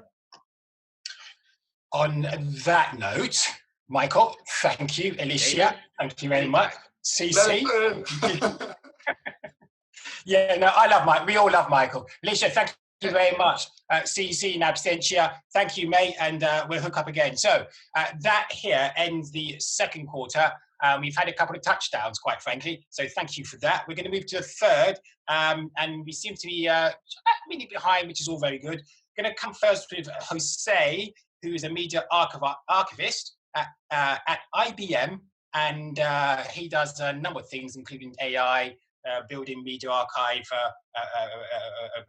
flows and the rest. And he's going to be talking to us about the mobile home studio, which, if you think about it, rather riffs also with Michael's idea on taking that second room next door and building that studio. He's got one he's built here. So, Jose, over to you. Briefly introduce myself. I'm the same person with and without the beard that I'm sure David has witnessed in the past. Now, what I'm going to take you through it comes out of necessity more than virtue. And I have to be very careful not to make any endorsements to brands or companies, but if I do, my apologies. I'm going to echo Michael, first of all, but part of my job is, as an archivist or as a documentarian, is about listening to the tech. Now, the perverse thing about my job is I listen to old, obsolete tech as well. And maybe that's going to give us an interesting angle to discuss. But anyway, cracking on, a bit of a background, if this works. So background in broadcast and audiovisual digitization and media preservation, which is a fancy name for being an archivist. I joined IBM some time ago as a lead architect. Again, a matter of a Darwinism here. I moved from being a broadcast technologist to being an AI technologist. And I am very active in the education and through universities and via TIFTA, which is International Archives for the Media. I'm the product of two who may interrupt me anytime, so please bear with me if that happens. They are very lovely two kids, and I'm sure they can contribute to the lecture as well. So my idea is about a pop-up studio on a shoestring. And again, coming out of necessity, I'm going to take a pragmatic approach to this. Again, my user experience has been educated by my 3-year-old. So what I've been doing is trying to simplify my job from 20 years ago into how to do things much better today. And I'm going with a Blue Peter theme here, and this notion of making my students go through a voyage or a journey of adventure, as well as suffering my lecture. Now, as Paul's pointed earlier, this has to be interactive throughout, and there's ways you can bring that with technology. But again, that interaction is a give and take. Sometimes you have to stick to your journey. Sometimes you have to let your students speak. There's an element of economy into what we do, and budget matters. So the key idea here is to stick to minimalism or embrace minimalism. Funny enough, here's a picture of Philip Glass surrounded by clutter. So his music is clean and pure and minimalist, but you can see he's surrounded by lots of stuff, a bit like myself just now, surrounded by gear, cables, bicycles, and green screens. Now, going back to this notion of conveying meaning to our students using tech, very much depends on what you're teaching. If I was to teach you how to, I don't know, simplify a square root, I may opt for this option, or I may not. I may echo, again, some of the speakers earlier, and even though MOOCs are fantastic, there may be a shortcut here, which is I can go to the blackboard and literally draw my square of 9 into the square of 3 times 3. And sticking to Jonathan's guidance of sticking to the 3 V's, being visual throughout, for sure. But, you know, reducing complexity is the whole point of what we do. Again, depends on your subject matter. What I do is very media focused. It's very much about bearing the devices of what we do. Very often I just share my command screen, my laptop, a piece of paper.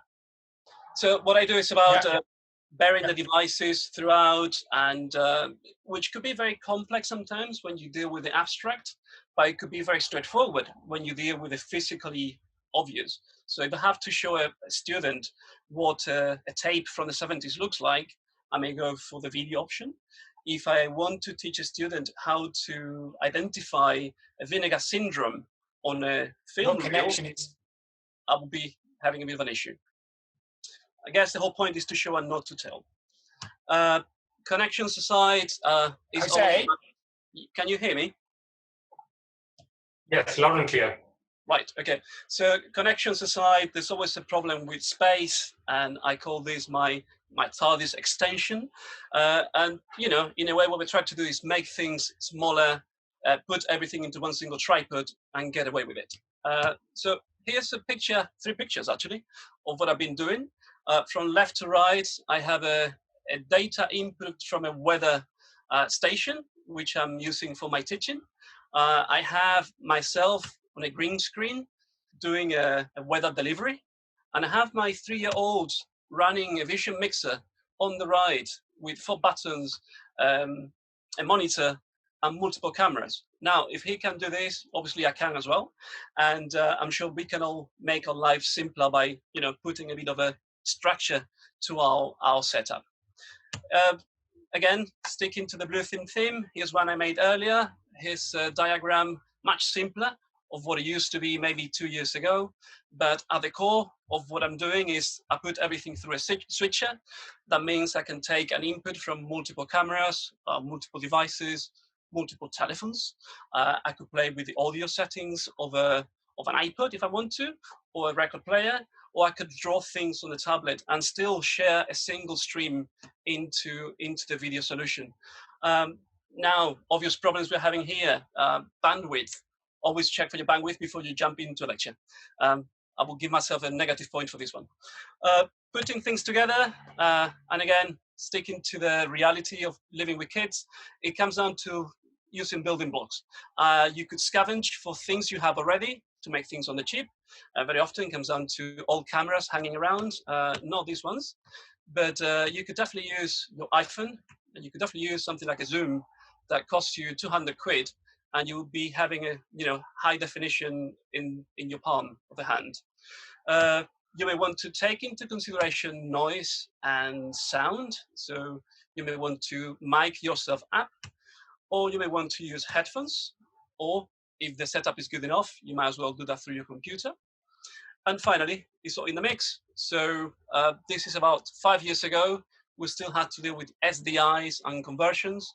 Today, I'm dealing with multiple HDMI ports to deliver my lectures.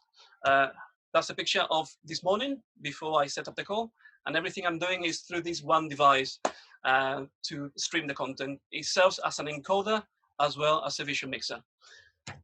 Back to, I guess, a question for Michael, given that he's embracing the notion of Zoom and not others, why would you pay for Zoom when you could be using an open source solution like Jitsi? it's an open question. Why not invest in your own infrastructure and build your own video infrastructure and be totally independent? Again, these are questions that I'm going to pose to the team gathered here. There's no right answer, but very often I would rather go for the Jitsi than the Zooms of this world. And again, given the amount of time, the scope of this is just about signal transmission. Things will not be talked about, like proper lighting, setting up the mise-en-scène, or being really clever and beautiful. But given that's all the time, I'm going to leave you to your questions. Thank you very much. Thank you, Jose, and my deepest apologies. I was screaming at you that your sound was bad, and apparently it was just me. So my apologies there. Yeah, I can see Betsy. Yeah, I can see you laughing. Yeah, my bad. Jose, that was brilliant. Thank you. We will come back for sure with more questions on that. Any burning questions at the moment that you're seeing, Gavin, that we can pick up for Jose at the moment before we come to the disco later, or do we? I think let's move on and keep on, because we are running to time right now. So let's. Hey, there we go. Be with you in a minute, Jose. Next up is Kuruba, who's the CEO and president of a professional speaker association in India, but also a guru. He's based in India, and he is a guru over in multimedia and other aspects of that. And we look forward to his particular talk at the moment. So here comes your Petra Kucha, Kuruba. Fantastic. Thank you so much, David. In addition to being a professional speaker, I also run a digital consulting firm, and being engaged in social media, I can tell you that the attention span for students is very, very short. So as educators, one of the things that we need to do is transition towards virtual teaching. And it's very important for us to ensure that students are attentive. Now, by default, they are not attentive, so they need to be given incentives for them to really listen in. So, for example, all of us are listening to this right now, and part of the thing I'm going to touch upon is what are some of the platforms that I have personally experimented with that has really worked for me. So, the first platform that I use is called yourtakeaways.com. And this is useful because as the session is going on, you can tell your participants, students, or even for the 38 of us on this call, to say that, hey, what are the one or two things that that you want to take away, that you want to share. So what I'm going to do is I'm going to walk the talk, and I'm going to go on to the chat. And I'm going to paste a particular link. I would like all of you to click on this link. There is a passcode on the chat, and I want you to sign in. And there's a reason why I'm asking you to do that, and I will explain to you towards the end. So what happens is when you log in and give the passcode, it will ask you 3 questions. Right? So what are your biggest takeaways? How are you going to action it? And how are you going to keep yourself accountable? Now, when you answer these 3 questions, you actually give, the participants get a gift. So as an example for this session, what I've done is there's a book that I wrote called The First Book, which is, I've interviewed over 500 authors on how they write their first book, and I've compiled together, and it's a published book.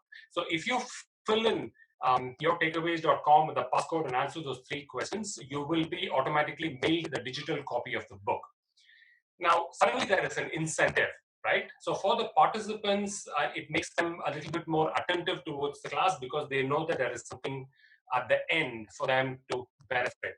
So that is the first tool that I'm going to do.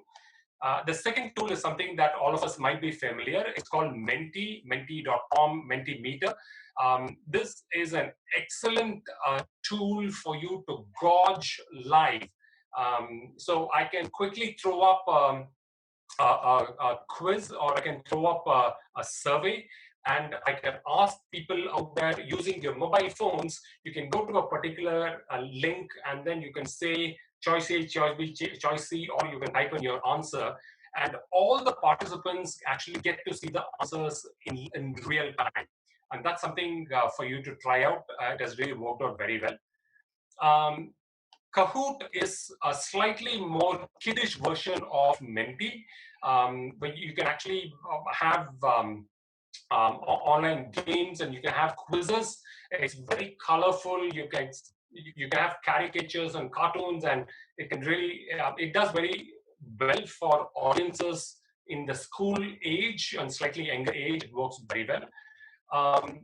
Another thing that the kids, especially both school students as well as even college students, are increasingly taken towards the TikTok generation, right? Which is the ability to create short form video content and make it very engaging and very useful.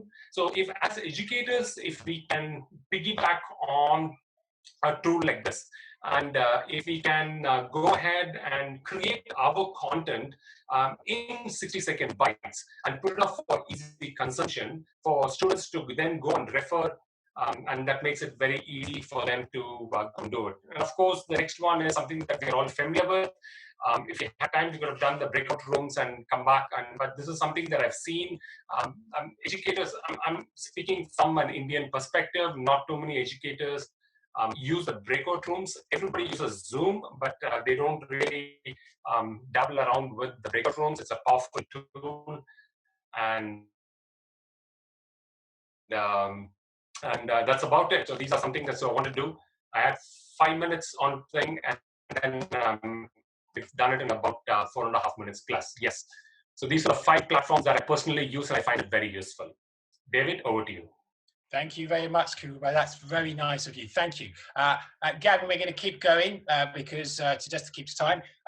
We've got next Damien Radcliffe. Now, Damien, who's a professor of practice at the University of Oregon, he couldn't be with us. Had somebody he had to go to. So he's given us a pre-record, which just comes over 7. And because he's not here, what we're going to do in the disco is we're going to have Sabah, who is the president of Newsrooms and is a career entrepreneur.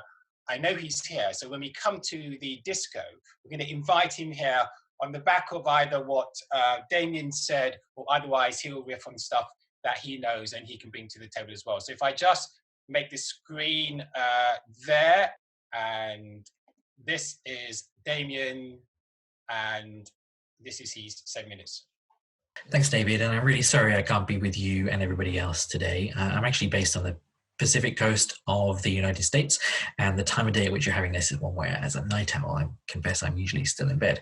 But I am also going to be going away with my family today on a bit of a road trip, so I'm pre-recording this, but looking forward to catching up with the rest of the contributions in due course. I'm really grateful for the opportunity to offer an idea or two today.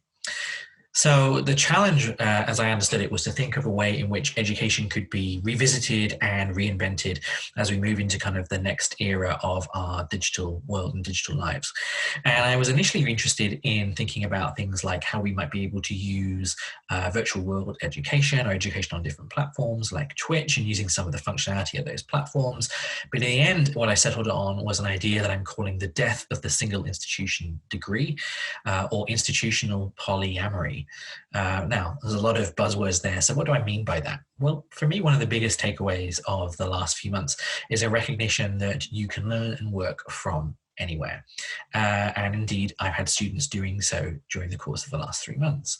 So that principle for me applies not just to kind of where you study, but also who you study with. Geographical boundaries as a result of the pandemic have come tumbling down. And I think we'll see a lot of those principles carry forward into the way in which we lead our lives in the future. From an educational perspective, what that means is, what is to stop students from building a degree and studying with institutions anywhere in the world? It doesn't have to be somewhere within their own state or indeed their own country. They can study from their home in California with an institution in India or China and dock into it in exactly the same way as they would do an institution that's just a mile down the road. So why do we think this is going to happen? Well, I think for me there are 3 kind of key key things to highlight here. The first is to recognize that young people in particular, in my view, are increasingly brand agnostic. Look at their relationship with streaming services or with supermarkets and so forth. What they're looking for is value for money, they're looking for quality, they are looking for distinctiveness. And I believe that those principles also carry over into the educational environment. We also have to recognize that college is expensive. We need, particularly as we move into a recession and potentially a depression, we need to think more and more about value for money. And also, more than ever, it's really important for us as educators to be ensuring that our students are as employable as possible. And as part of that, we also have to recognize that we operate within a global economy and that we need to ensure our students understand the media landscape, not just as it pertains to the country that they are based in, but as it pertains to the whole world. So they need to be looking at the experience of mobile in India and transferable lessons from that. They need to be diving into how China uses social media and what that might mean for the likes of Facebook, Twitter, Snapchat, and so forth in the future, who are going to be following in the footsteps of the WeChats and TikToks of this world. And as educators and as institutions, we need to be asking, well, if we don't have that knowledge in-house, how can we partner with different institutions and individuals to ensure that we can give those students, our students, that knowledge? Now, to do this is clearly going to be incredibly complicated. This might seem quite a kind of radical idea, the notion that education is no longer going to be kind of place-based, but I think this is going to absolutely happen. Institutions are likely to be hugely, massively resistant to this because they rely very much upon the dollars that they get from tuition as a key part of their revenue mix. There's also a risk, of course, that superstar instructors like David risk being overloaded. Once they're part of a global marketplace, there's no longer 20 students who can potentially sign up for a class with them, but 20,000. Or more. So how do we manage that? That's clearly going to be a challenge, but it's one that we should try to overcome. Alongside this, we also have to recognize that face-to-face still remains incredibly valuable in terms of that experience and the relationship that you build with your peers and then with your instructors, and that college is about more than just formal classes. It's about the opportunity to take part in student societies. It's about the people that you meet. It's about finding your feet as a person and how we might be able to kind of replicate that experience, which you cannot do if your education is purely just online. Must excuse the inevitable jump cut there, as I had to pause this recording for an epic sneezing fit as a result of the fact that this is hay fever season here in Oregon. Now, so those are some of the challenges and some of the reasons why I believe that we need to do this. What are some of the opportunities that this idea presents? Well, the first thing to say is I think this has the opportunity to really raise standards and also encourage institutional specialization. If I can take a broadcast journalism class at 10 different organizations across the country, if they're all offering pretty much the same thing, how effective is that? You know, how do we encourage institutions to kind of really specialize and differentiate from their competitors?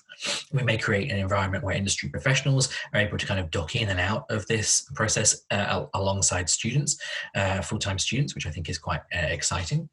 It also enables us to kind of break out of our filter bubble, which I think is incredibly important, particularly here in the US, where we tend not to really look at much of what's going on beyond our own borders.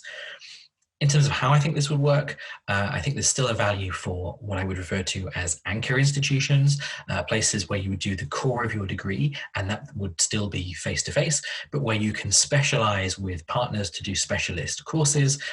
So for the student experience, it's a hybrid degree, a mixture of face-to-face and online. And in doing this, we're going to encourage the educational sector to think more like a collective unit rather than a series of units. And I think we're going to have to work more collectively because it's pretty clear that student numbers may well be massively affected during the course of the pandemic, and we cannot rely on the same number of students coming back in the fall and the autumn as we otherwise would have done. Governments are going to be under huge pressure in terms of the budgets and support that they are giving to institutions.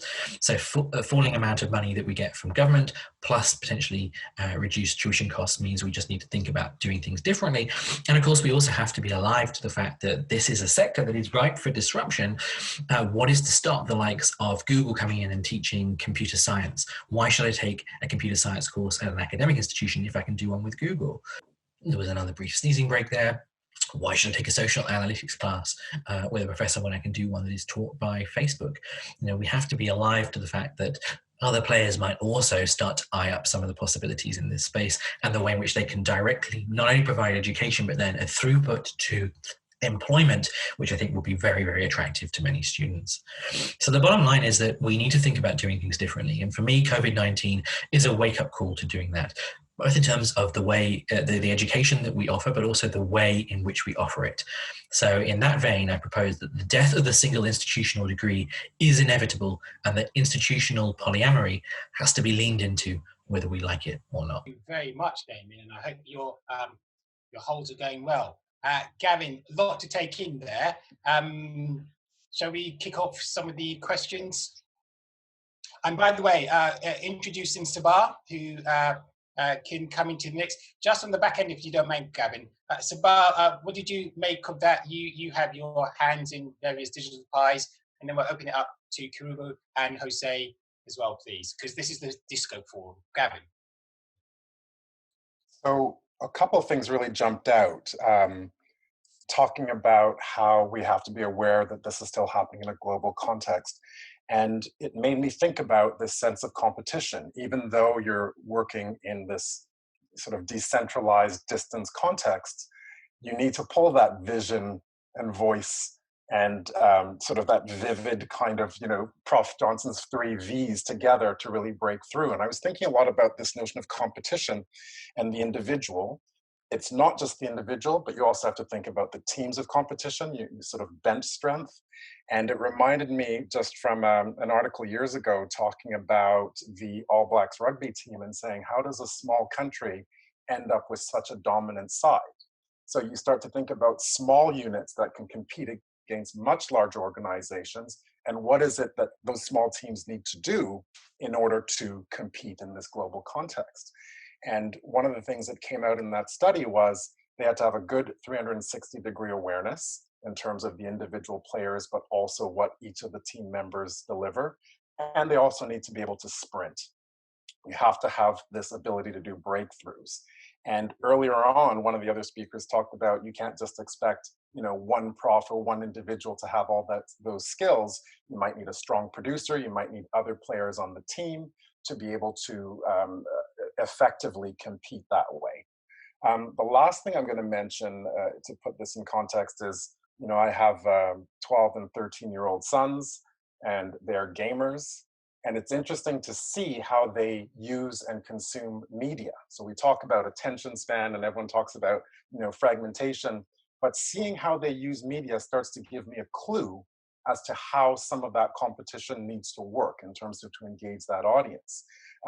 When they're playing a game, they're doing something together, but they're on voice and visual chat at the same time. So there's this mix between performance in terms of with each other, there's this bravado and performance against the team that they're against, and at the same time, they're very focused on an objective in that game itself.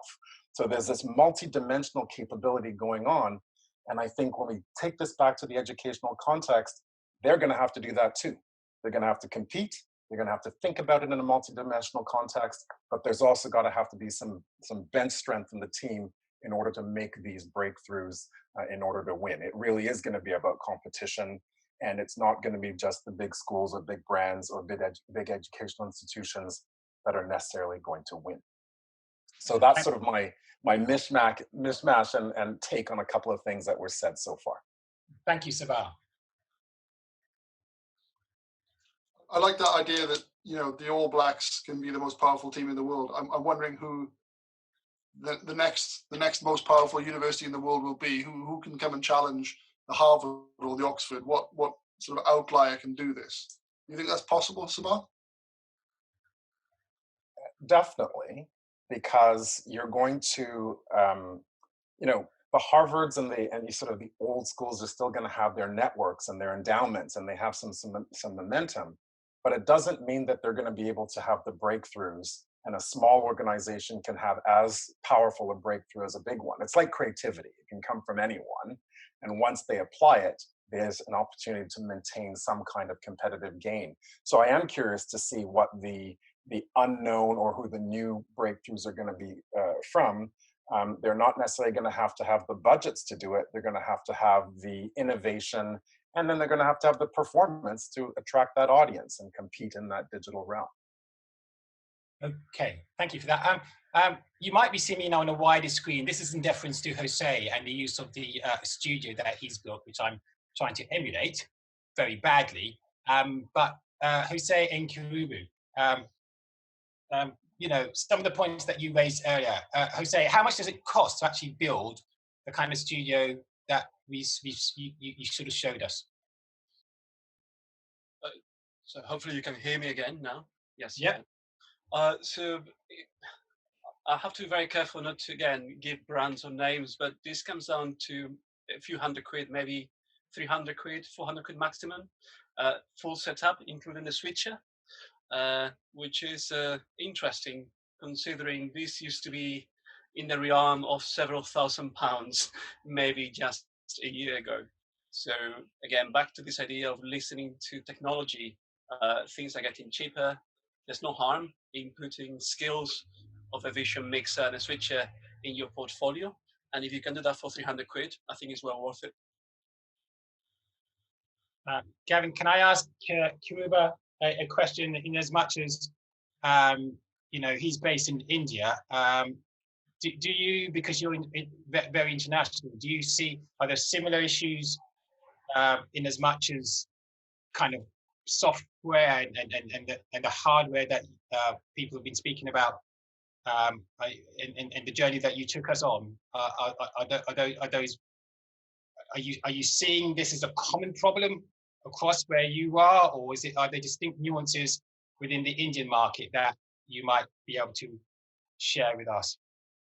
Yeah. So I don't see this as a problem. The reason is because most of these services that I mentioned are SaaS solutions, software as a service. So you just pay as you go, and it's very limited money per month. If you want to use it, you use it, and then if you don't, then you can turn off that subscription. It's not so much the affordability part of it. It is really the usage part of it that I find a lot of challenges. At the end of the day, these are tools, and how effectively we put these tools to use is the challenge. Yeah. Kiruba, I have a question for you from the comments box from Natalie Curry. She asks, how do the technologies that you showed us, Menti and so on, how do they work with Zoom, and how do they compare to the Zoom tools that are available? They don't work well with Zoom. That's the downside. Also, I'm not a big fan of Zoom surveys. I think they're fairly limiting. They're not very user-friendly. Whereas the Mentis and the Kahoots, they specialize just in that, which is in getting surveys and getting in crowdsourcing ideas. So they work very well. And because everyone is connected on the internet anyway, all it takes is just for them to open up another window and then interact. But the audience get to see live results right in front of them. So yeah, it's just a slight leeway moving away from Zoom, but it's not so much of a pain. Okay. I wish that we had some kind of technology available that I could reach in and grab Damien Radcliffe, because I have lots of questions I want to ask him as well. I'm sure we all do. But I also wanted to ask Jose,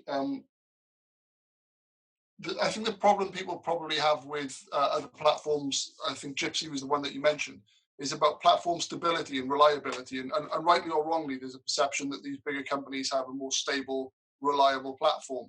What's been your findings in that way? Should people be trusting these independents? Well, again, let's be controversial here. I haven't seen Jitsi suffering from any issues of security or Zoom bombing, for example. So keep that in mind. And that is an open source technology that you could build on top yourself if you have the skill. Whereas Zoom, being, again, a company that sadly, with the arrival of COVID, became successful overnight without much thinking about those of us still using it. Now, you may realize before we joined this session today, we had to send an email to everyone with a password and making sure we could vet who will join the session. These are things that happen to Zoom only because of their popularity, I guess. But certainly it's a problem. I think it will be a matter of education. Eventually, we'll all be more technical savvy and more media savvy as well. And we will be embracing solutions which are, again, back to the conversations earlier, cheaper and more robust. There's nothing that worries me today of the open source approach, whereas there are things that worry me of a private company that may go bust tomorrow. So actually, the bigger platforms are more likely to have issues because they're targets. Indeed. And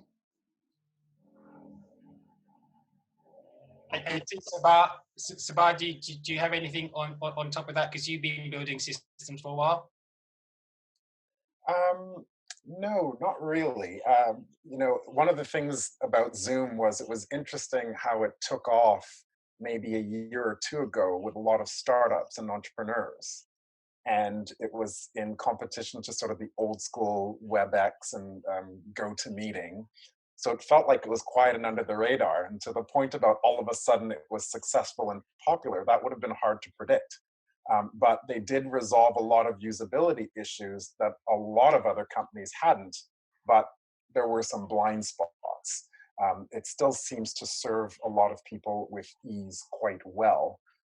And I'm confident that they'll tackle their security issues and things like, you know, having to check and verify who gets in order to avoid those Zoom bombing incidents. So just the thing about Zoom and platforms is just sort of an interesting and timely case study. Thank you, Sabah.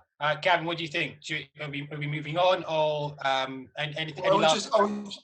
I was just noticing a conversation starting to crop up, which plays into Karuba's mention of Menti. I was going to build a Mentimeter poll so people could vote for the video platform that they hate the most, because it's really interesting. And again, in response to that question, when we started this off, very few people had heard of Zoom. MS Teams was pushed on people because it was the bigger corporation. There was a platform called House Party, which all my friends seemed to suddenly, you know, kick off on. And it occurred to me that Skype, which, you know, became the verb to, you know, to Skype someone. Where is Skype in this conversation? It's really interesting to see how these platforms have all been jostling for position, and Zoom tends to be the one that's come out on top. So I'm just briefly going to build a very quick poll so people can vote for which platform they hate, and I'll put it in the sidebar. So if you want to introduce the next people, then fine. Fantastic, thank you. If last words for our guests, otherwise I'm going to thank Sabah, I'm going to thank Damien, I'm going to thank Jose and Karuba, and I shall swiftly move us from various different continents, India, Canada, and the US, to Nigeria, as we speak now to Don Omobi, who's an award-winning filmmaker based in Nigeria, behind many award-winning films that are now featured on Netflix, like The Wedding Party, is it? I think, and he's also a lecturer at film school. Don, over to you. Myself, testing, are we good? Yeah, we can hear you. I can. You can hear me, fantastic. So thanks for having me, David, and good seeing you. Let me welcome everybody to Nigeria. I can see myself and Tiffany, we're sharing the same art. So hi, Tiffany. It's always a good thing, you know. I'm a filmmaker down here, produced quite a few films. My background is in video journalism, and being able to merge video journalism and filmmaking has allowed me to create something unique in Nigeria for myself, where I'm actually working. And from Nigeria, I travel around the world working in different places, China, France, what have you. So it doesn't really matter where you are around the world. But the very, very interesting thing for me down here is, what's the Nigerian perspective to this? Now, in Nigeria, we have 200 million people. And I work for a VOD platform down here where we're creating lots of content. And as the chief content officer, we built a content delivery network for the technical guys. You know, like a Netflix infrastructure, and we really wanted to take over the entire space. But we found out one thing very, very quickly in education, that the biggest challenges we're having in Nigeria was not so much on the entertainment side of things, but very much on the fact that there was a huge willingness for Nigerians to learn. And anywhere you meet Nigerians, you know, Nigerians really want to learn. So we started thinking about ourselves that, so perhaps instead of going into entertainment as in fiction, why don't we start looking at how we can go into educational content? And we created a company called Envivo. Now, let me show some statistics for you. Every year in Nigeria, 20 million kids enter primary school. And what that basically means is 20 million kids start their educational journey. At that same year, 1.5 million students are eligible to enter university. So that tells you that between the 20 million kids that enter university and the 1.5 million students that are eligible to enter university, about 18 odd million people get lost. They get lost in the system to agriculture, manual labor, water views. Some die because of the high mortality rate among kids in Nigeria. So one of the key things we started looking at was that how do we create a robust online platform that could enable kids anywhere in the country, and I've shown you quite a lot of typography and to show you how big the country is with all the different textures. How do you educate all these people? And how do you, and because of the mobile phone technology we have in Nigeria, and people could actually use their mobile phones to do everything, we discovered that kids in faraway places where vehicles couldn't get to could usually, just with a little bit of internet and data mass, could actually start to study. So the first thing that came to our mind was that, okay, so we can provide education. So let's forget entertainment and let's look at how we can actually teach, because there's a huge business there, which is clearly bigger than what we are doing on with entertainment content. And then again, there's massive impact. But one key thing that we realized quickly was that educating people physically and educating people online is not exactly the same thing. And in Nigeria, we have about 500 odd languages. Not everybody speaks English. You have to find a way to transcribe things in different languages. And for those that understand classics, the English language doesn't exactly have the same level of depth as you would have of traditional languages like Yoruba, Igbo, Hausa, whatever, that come from very deep philosophical and classical history. So certain words in English, you can't find the like certain words in the local language, you can't find the equivalent in English. And another key thing we also realized quickly was that how do you keep attention span? And as a filmmaker, I started thinking, what's the most important thing for us when we make films? It's always been sound. You use sound to wake people up, you use sound to draw their attention. So how can we start to use sound basically to keep audiences, and there's a lot of young kids, to keep their attention for longer on the thing. And one of the first things we actually did was to come to the fact that microphones on laptops, on mobile phones are not going to cut it. So speaking through your laptop, speaking through your phones is just not the same experience. So you have to invest in very good microphones. And there are quite a lot of cheap microphones. You know, it was quite interesting earlier on. I was looking at Professor Jonathan, I think it's Professor Jonathan, you know, like very eccentric presentation, very entertaining. But, you know, Professor Jonathan said one thing. It was like, you know, how good your voice is goes really, really far. I would go far and say how good your microphone is even goes further than your voice. Because, you know, you could have a voice of a chicken, but as a filmmaker, I don't see anything wrong with you having a voice of a chicken. We call it character. So if you have a voice of a chicken, then it's character. Find a way you could use that voice to educate your audience. Maybe you speak slowly, maybe you quack like a chicken. I don't know what you're going to do. But the main point down here is you need to use all the tools available to you to differentiate yourself from other people that are going to be teaching. So all the things about you that people might find odd, we call it character. Use it to your advantage. Get a very good microphone. Rode microphones have been investing in a lot of beautiful microphones out there. The microphone Professor Jonathan was using is actually Snowball by Blue. It's exactly the same one I'm using, but I'm actually using a very different one. For those of you that you haven't seen That's my microphone down here. And the reason I have a microphone like this is it allows me to be able to speak to you individually if I put it in the directional mode. It allows me to put it in the middle of 5, 6 people if I want to use it in an omnidirectional mode where I can get everybody with one microphone. So it not only does it work for podcast, it works quite very well for teaching. And also you come across as very authoritative, which I feel is always very, very important. Another key thing we also learned is when you're teaching kids, it's not so much the way you speak, but how descriptive you could be. So for instance now, if you're going to teach young people something as, I don't know, something as, I mean, what don't I know out there? Okay, maybe inflation. I'm not a financial person. So you want to teach kids inflation, or you want to teach somebody inflation. How do you explain inflation to them?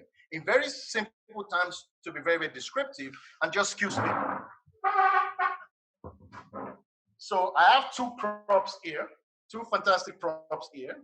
And forgive me for my eccentricity, because I feel it's very, very important. So if you're teaching somebody something and kids something, you're like, well, one pound of your money in the current state would buy you a Coke this size, or let's call it a Fanta. And with certain percent, with certain shift on inflation, that same £1 cannot buy you this anymore. It's going to buy you this. Now, anybody that sees that, it sinks in 100% because it's very much descriptive.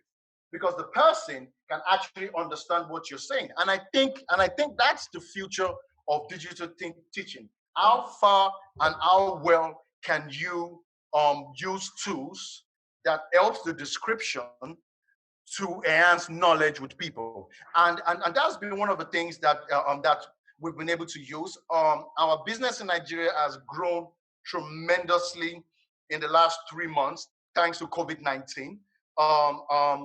When COVID-19 happened, all the government panicked around Nigeria. All universities are in schools, secondary schools are in schools, and my MD went to the government and said, listen, we've created this infrastructure. It's called a content delivery network. And in 3 weeks, we can onboard all the university institutions in Lagos State online, and students could be learning, and we could do it for free. And the government didn't believe it. And guess what? Right now in Nigeria, we have all higher institutions in Lagos State logged on to the platform.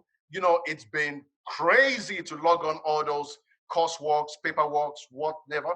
But that's the advantage of technology. So John, right now, should I stop? You're a time thief. You are stealing more Buku time. It's good. Have I reached 7 minutes? It doesn't feel like I've spoken for 7 minutes. 13, 14 minutes.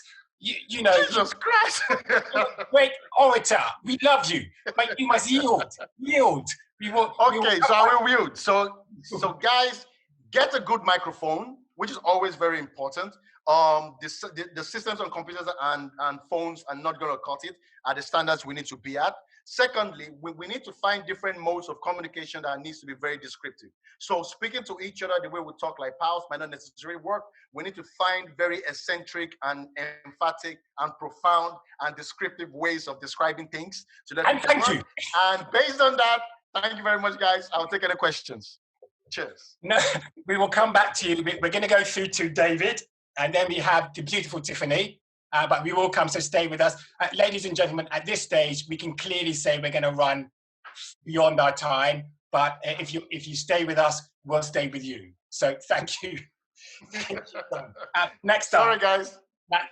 Next up is David Boyle. David Boyle is a dying-the-wall barrister.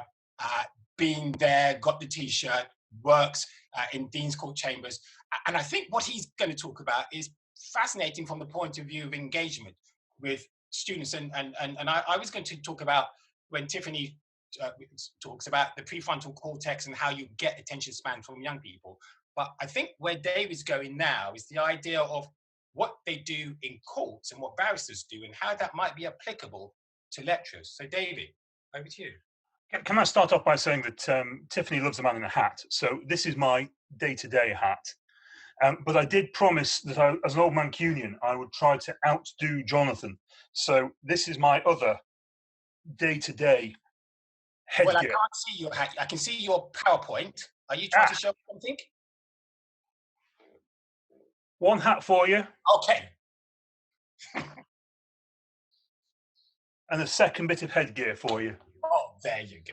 We're talking obviously today about the future, and I'm acutely aware that I'm stepping back about 300 years when I wear this.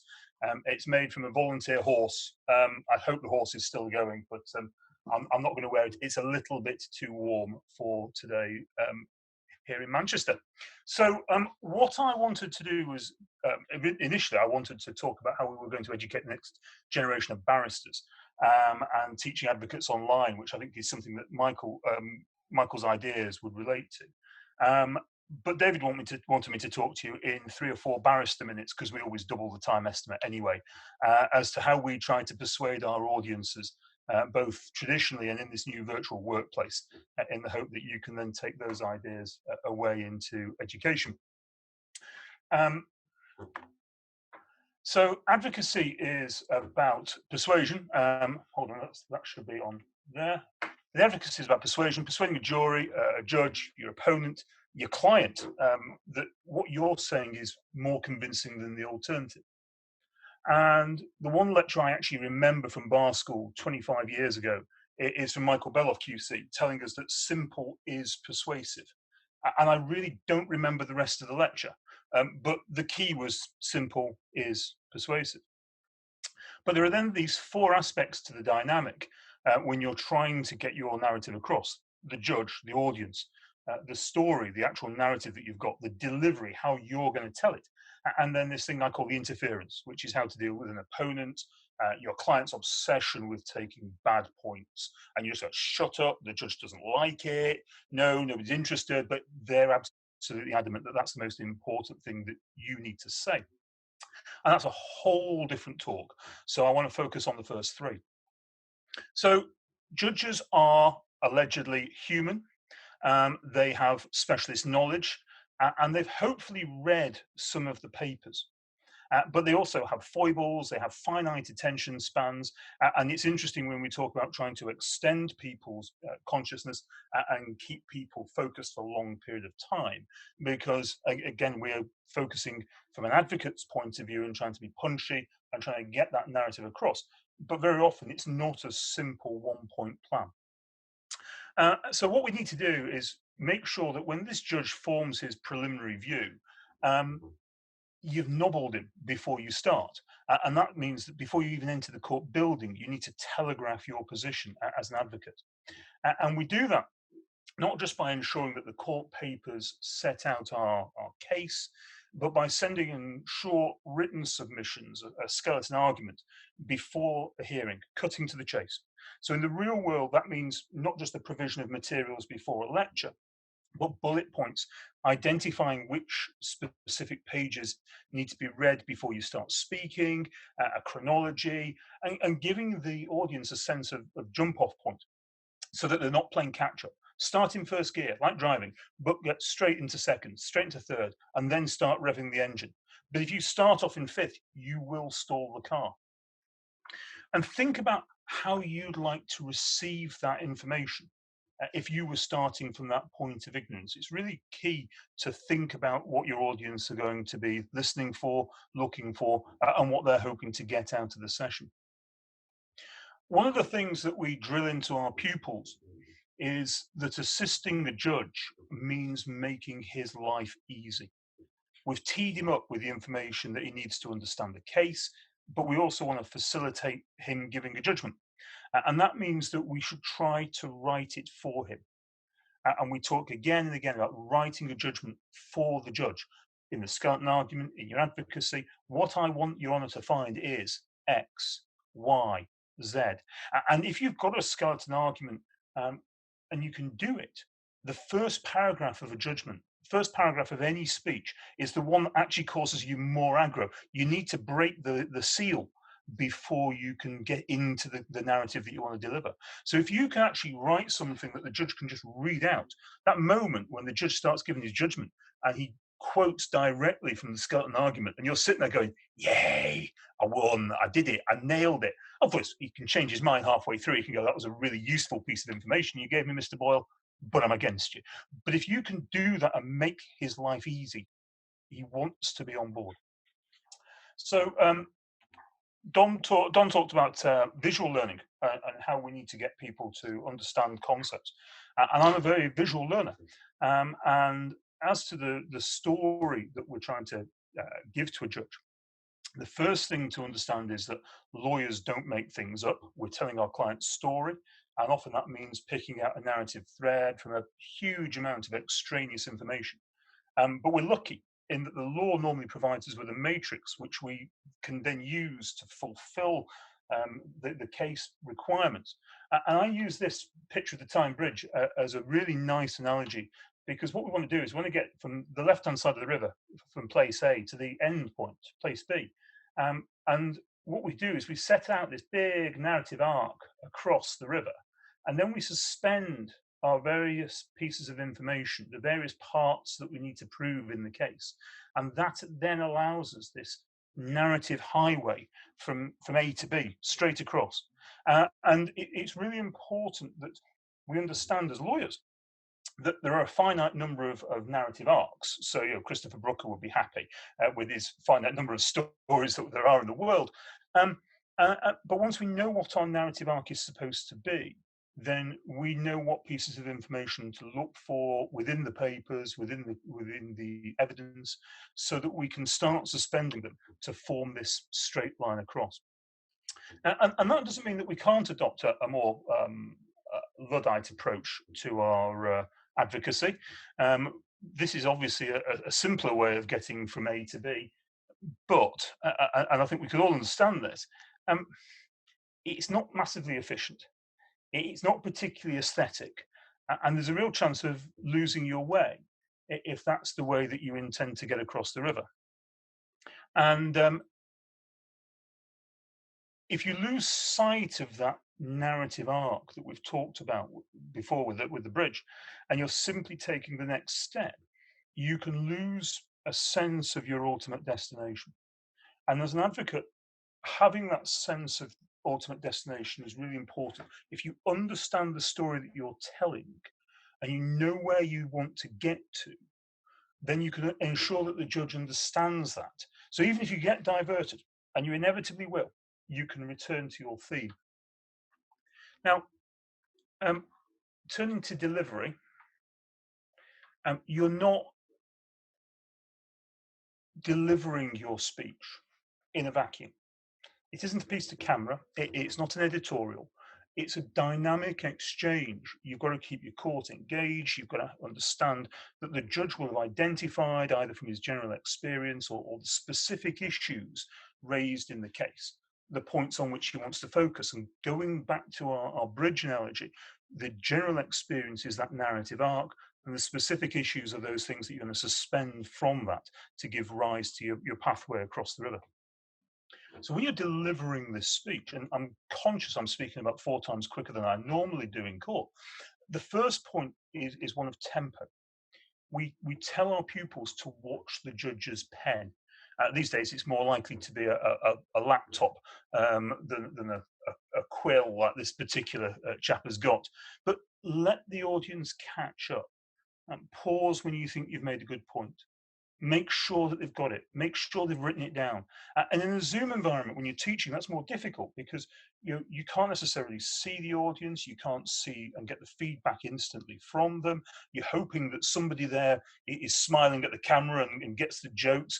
And normally I enlist my pupil, Joe, to sit in on these so that he can gesticulate in the background and put his hands over his eyes when I make some slightly off comment or something like that. But getting that feedback from the judge is really, really important. And if you've got students who want to switch off their cameras, think about the ways that you can ensure that they are with you. If they are live with you, albeit in a virtual environment, use the chat function, use reactions, and encourage their use at the start of your seminars, at the start of your talks, so that if they like a point, give it a clap. If they agree with something, give them a thumbs up. it's quite interesting. The judges aren't taken in by simple rhetoric. If you make a bad point, they tell you to shut up. And they have this whole load of codes that they use. They say, that's a jury point, Mr. Boyle. It might impress a jury, but it's not impressing me. It's not your strongest point. That's a really damning comment. You've got lots of good points, but this really isn't one of them. Sometimes it's simply move on. And the judges will use these verbal ways in which they can communicate disinterest. But in court, you do that by picking up on the body language. Now, with Zoom, we now have the phenomenon of the judicial close-up. And that means that every micro nod is broadcast to the lawyers and to the litigants. And we're already hearing stories about convicted criminals seeking to appeal on the basis that because the jury could look into the eye of the judge, they could see him rolling his eyes, they could see him opening them slightly. Those micro nods, those micro expressions were all being communicated to the jury. So every time the defendant said something that was nonsense, and the judge is like, no, you can't. What might not be picked up in court because your focus is somewhere else. Now everybody's in front of you on Zoom. That's something that we now pick up on. And be aware that your students can see you even if you can't see them. So we come back then to this sense of narrative. And a judge's questions can be an interesting tangent. They can be fast forwarding to a critical issue. If you've jumped ahead, remember you might want to go back and just make sure that he remembers that point 3 or point 4 was actually quite relevant, because he might not think it's relevant here and now, but your opponent, who might not have spoken yet, is going to come back and go, well, actually, I need to take an issue on point 3 or point 4. So the idea, obviously, is that ultimately you want this nice, clear-cut, straight-line narrative highway that gets you and your audience to the appropriate destination. And when you're in a car, you don't see the river. You don't see the mechanics and the engineering of the bridge. What you actually see is the feel of the road surface. And it's quite important from an advocate's point of view that you can do all this running around in the background. You can set up your narrative arc. You can set up all the bits. But ultimately, you want to have this nice, smooth run through across. And that is the Tyne Bridge. It's the best photo, I'm afraid, I can find. And it's probably taken in about 1983 looking at the cars. But let's move on from there. So we're in COVID-19 lockdown. I've not been to a physical court since March the 26th and counting. And I'm somebody who has done 135 trials in the last 2.5 years. That's how I make my money. I go to court and get paid stupid amounts of money to stand up and beat people around the head. And that means use my physicality, because I'm built like a brick outhouse. And you're putting all sorts of psychological pressures on people, and you can't do that over Zoom, not in the same way. So you're having already to throw away those 24 years of experience that I've got doing this job and come up with new ways of pushing your case. But for students, it's been a total roadblock. It stopped them going to court, it stopped them observing trials, it stopped them meeting barristers, it stopped them picking up those nuances of professionalism practice, just discussing the real world. And nowadays, if you log on to the Chamber's website and say, oh, can I have a mini pupillage, please? What it actually says is, have you read David Boyle's book? Because go and read that. It's the best you're going to get until we all come back from lockdown in 2021 or whenever it's going to be. But those opportunities to learn about the theory of practical law, which are normally learned, those are things learned by osmosis, have disappeared. So the legal profession is trying to offer substitutions for that. But there's a real need in those teaching to understand which knowledge gaps need to be filled. And all too often, people go over the same themes about the next step to take. And it's back to our stepping stone analogy from before. And if we wanted to talk about how we think, that's a completely different topic. That's the first one I prepared, and David looked at it and went, yeah, can you just talk about something else? So I did this one instead. But there's lots of ideas there about how we need to teach people how to think rather than how to do. You need to understand as an advocate, 2 ticks, David, the penultimate slide, there's the need to understand the big picture and the details within it. Zoom in, zoom out as necessary. They allow you and us to keep it simple and thus persuasive. And if you want to know how to keep it really simple, persuade the judge that the correct answer is simply, as my mum and dad have managed for 50 years as of yesterday, yes, dear. Thank you very much. Thank you, David. I got some key things from there. Story arcs, the expressions on young people's faces, and for that matter, probably the judge as well. And the fact that you're built like a brick outhouse. Incredible. Thank you. In deference to our last speaker, and indeed to all of you who wear hats. Woohoo! I like you in a hat, David. Thank you. Well, I'm forever wearing this. This is what people know me by. We're going to close with an interesting first story, which I'll tell very briefly of how I met Tiffany through her wonderful dad, whose book is Art and Physics. Oh, and Gary's now wearing a hat. We're going to do the hat again. Jose's got a hat. We have a festival now. But look, I mean, we can do that afterwards. But Tiffany, many things to her, not least, founder of the Webby Awards. Her book has just won Marshall McLuhan 24/6. I was glad to be a part of that. But here's something that's really important. We're all talking about tech. And Tiffany's going to leave us with a poignant point of thought about tech and all its guise. So I will give you the floor. And well, first of all, I'm so happy to be here. David, what an incredible gathering. I'm loving meeting all of you, new friends. We're going to stay connected, and I'm glad you're all wearing hats. I feel much more comfortable now.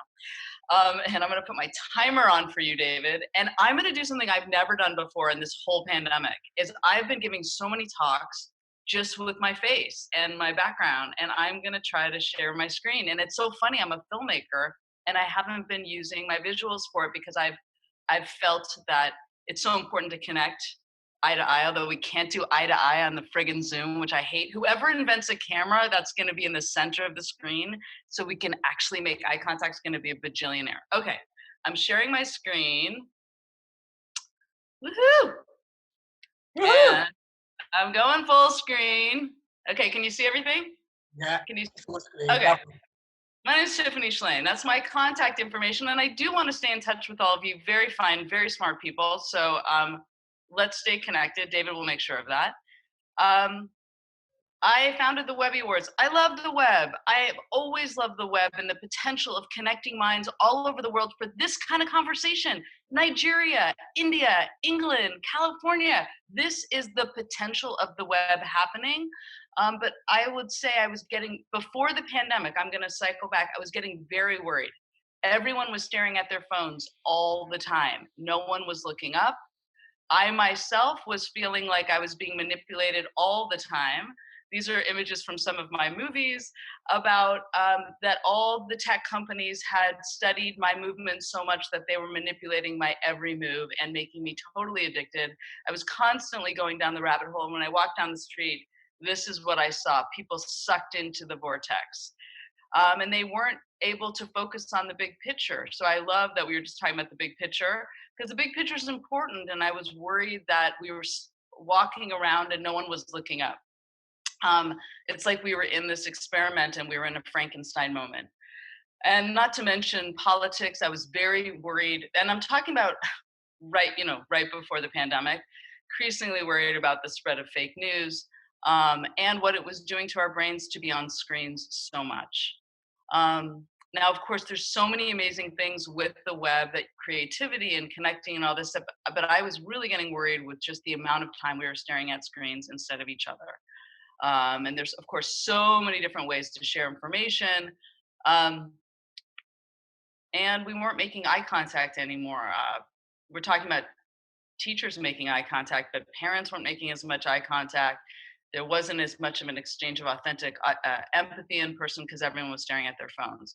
We were also, reading more than ever, but we were skim reading. I feel like everyone's just skimming from article to article and not doing any deep thinking.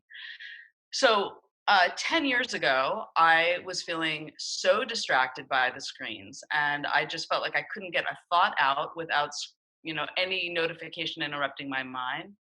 And my father, which is how David and I met, who was a brilliant writer who wrote a lot about the brain, and he also did surgery on the brain, was diagnosed with brain cancer, and he died. And my daughter was born within days of each other. And it was one of those moments where I felt like life was grabbing me by the shoulders. This was 10 years ago, and saying, focus on what matters. And to me, that meant that I had to change the way I was living. Not only am I very involved with the internet, I should also say my husband's a professor of robotics and was born in Nigeria. Shout out to that. So I've always wanted to go. I'm going to come visit you, John, someday. But we're very into technology, but we felt like enough is enough. It was too much. And I think my father dying and my daughter being born within days was just one of those wake-up calls. So my husband and I started doing something we call technology Shabbats. We're Jewish, we're not religious, but there's a very old ancient tradition, sometimes called the Sabbath or Shabbat, and it's about taking a day of rest. And I think in our modern society, that means no screens. So 10 years ago, we started a weekly ritual, which we've done now for over 10 years. Friday night to Saturday night, we turn off all screens. And it's also referred to, Shabbat is also called a palace in time. It is literally our favorite day of the week. I can't even express to you how much for my mental health, turning off screens as a family has just brought so much joy into our lives. I sleep better. I appreciate things much more deeply on Shabbat. And I feel like when I turn off the screens, I see everything around me, everything that I might not notice when I'm staring at my computer or phone or whatever other screen. I feel incredibly more creative. If I'm a filmmaker, so I look back on my last 10 years, my best ideas always fall on Saturday. And I know this because I keep a journal. Those are always the idea days, the idea days when all of this stuff, and it's because, and I make a lot of films about neuroscience, your brain takes so much input and you need time for your brain to process all the input. And that's when your ideas happen. I spend a lot of time daydreaming. And I feel like my mind is so energized the next day. And I think that it's built up a muscle of creativity and gratitude and curiosity that we don't get if we're always staring on the screens. And I think students today are staring at the screens, and educators, and we need to have one day where we're not. It has a ripple effect for the other 6 days. And it's been literally the best thing I've ever done. And I was worrying, I wrote a book about it. I was like talking a lot about it, but right before the pandemic, I thought, what is it gonna take for us to use the web to our strengths and not our weaknesses? Then this little thing happened called COVID-19. It was like the wake-up call that I had with my dad dying was like a wake-up call the earth was having, like, how are we living? What the fuck are we doing? What are we paying attention to all the time? And it really forced everyone to stop what they were doing and rethink things. So I think it's an incredible opportunity. Obviously, people are using the web in all these new incredible ways, which is so exciting, which is what we're talking about. I've been doing a lot of experiments. I do a weekly baking show. I invite all of you to come tomorrow. It's my last one before I take a summer break, but I've been stretching Zoom to everything I could do with it. I do a lot of interactivity with it. And I think you guys have to experience it to understand what I'm talking about. I also been doing a lot of Zoom talks. I also have a Yeti mic. I love everyone's talking about getting good equipment, a ring light. All of this was like under $400 to get a film studio put into my house, pretty much. I mean, it's all just cheap equipment, but to lighting and sound. And then the most striking thing that happened during this 3-month lockdown is that our 17-year-old daughter said, because a lot of people said, are you still doing tech Shabbats now that we're in lockdown and the only way to connect is on the screen? And my daughter, first of all, I said, you're crazy. Of course we're doing them. They're 10 times more important to do. But my 17-year-old daughter, who's super wired, loves Twitter, YouTube, all of that, she said, our tech Shabbats during lockdown are the only days I don't feel like I'm in quarantine. I thought that was so deep and profound because we need to create boundaries. Your students, their brains are being fried being on Zoom and screens all day long. Your brains are being fried. How do you create a boundary yourself to let your mind process and have creative ideas and not be on a screen? I think that's super important. I think of screen time in terms of outside time, mind wandering time. We need to think of it every day. And for me, I think once a week. I wrote this book 24/6 all about this subject. And it's simply the best thing I can recommend for this is that a full day off every week will make you more creative, productive, understand things more, deeper thoughts. And if we can model this behavior by not sending emails to our students on the weekends, show them by leading with the example that breaks from screens, real breaks every week are important. Thank you. That was 7 minutes. Oh, just yes. Thank you. Thank you. Ladies and gents, I think at this stage, we're going to probably run, if you don't mind, to 5:15, if you're still with us, because we now have Tiffany, Don, and David, who are in a disco together, and have asked us to join them to ask questions and to partake. Gavin, any burning things that kind of came out as our three tail-end speakers were giving it beautifully? I've got questions for everybody, really, but just to say to Tiff that really registers with me. I was a journalist on a national newspaper here in the UK, and my beat was breaking news. So I was studying micro movements on Twitter and things to try to break news a second before people. My head was full of like second by second by second. And then one day I went to Tesco supermarket to buy a sandwich, and I left my phone on my desk, and I suddenly got terrified that I'd left my phone. And then actually, by the time I got back to my desk, I had 3 ideas. Yes.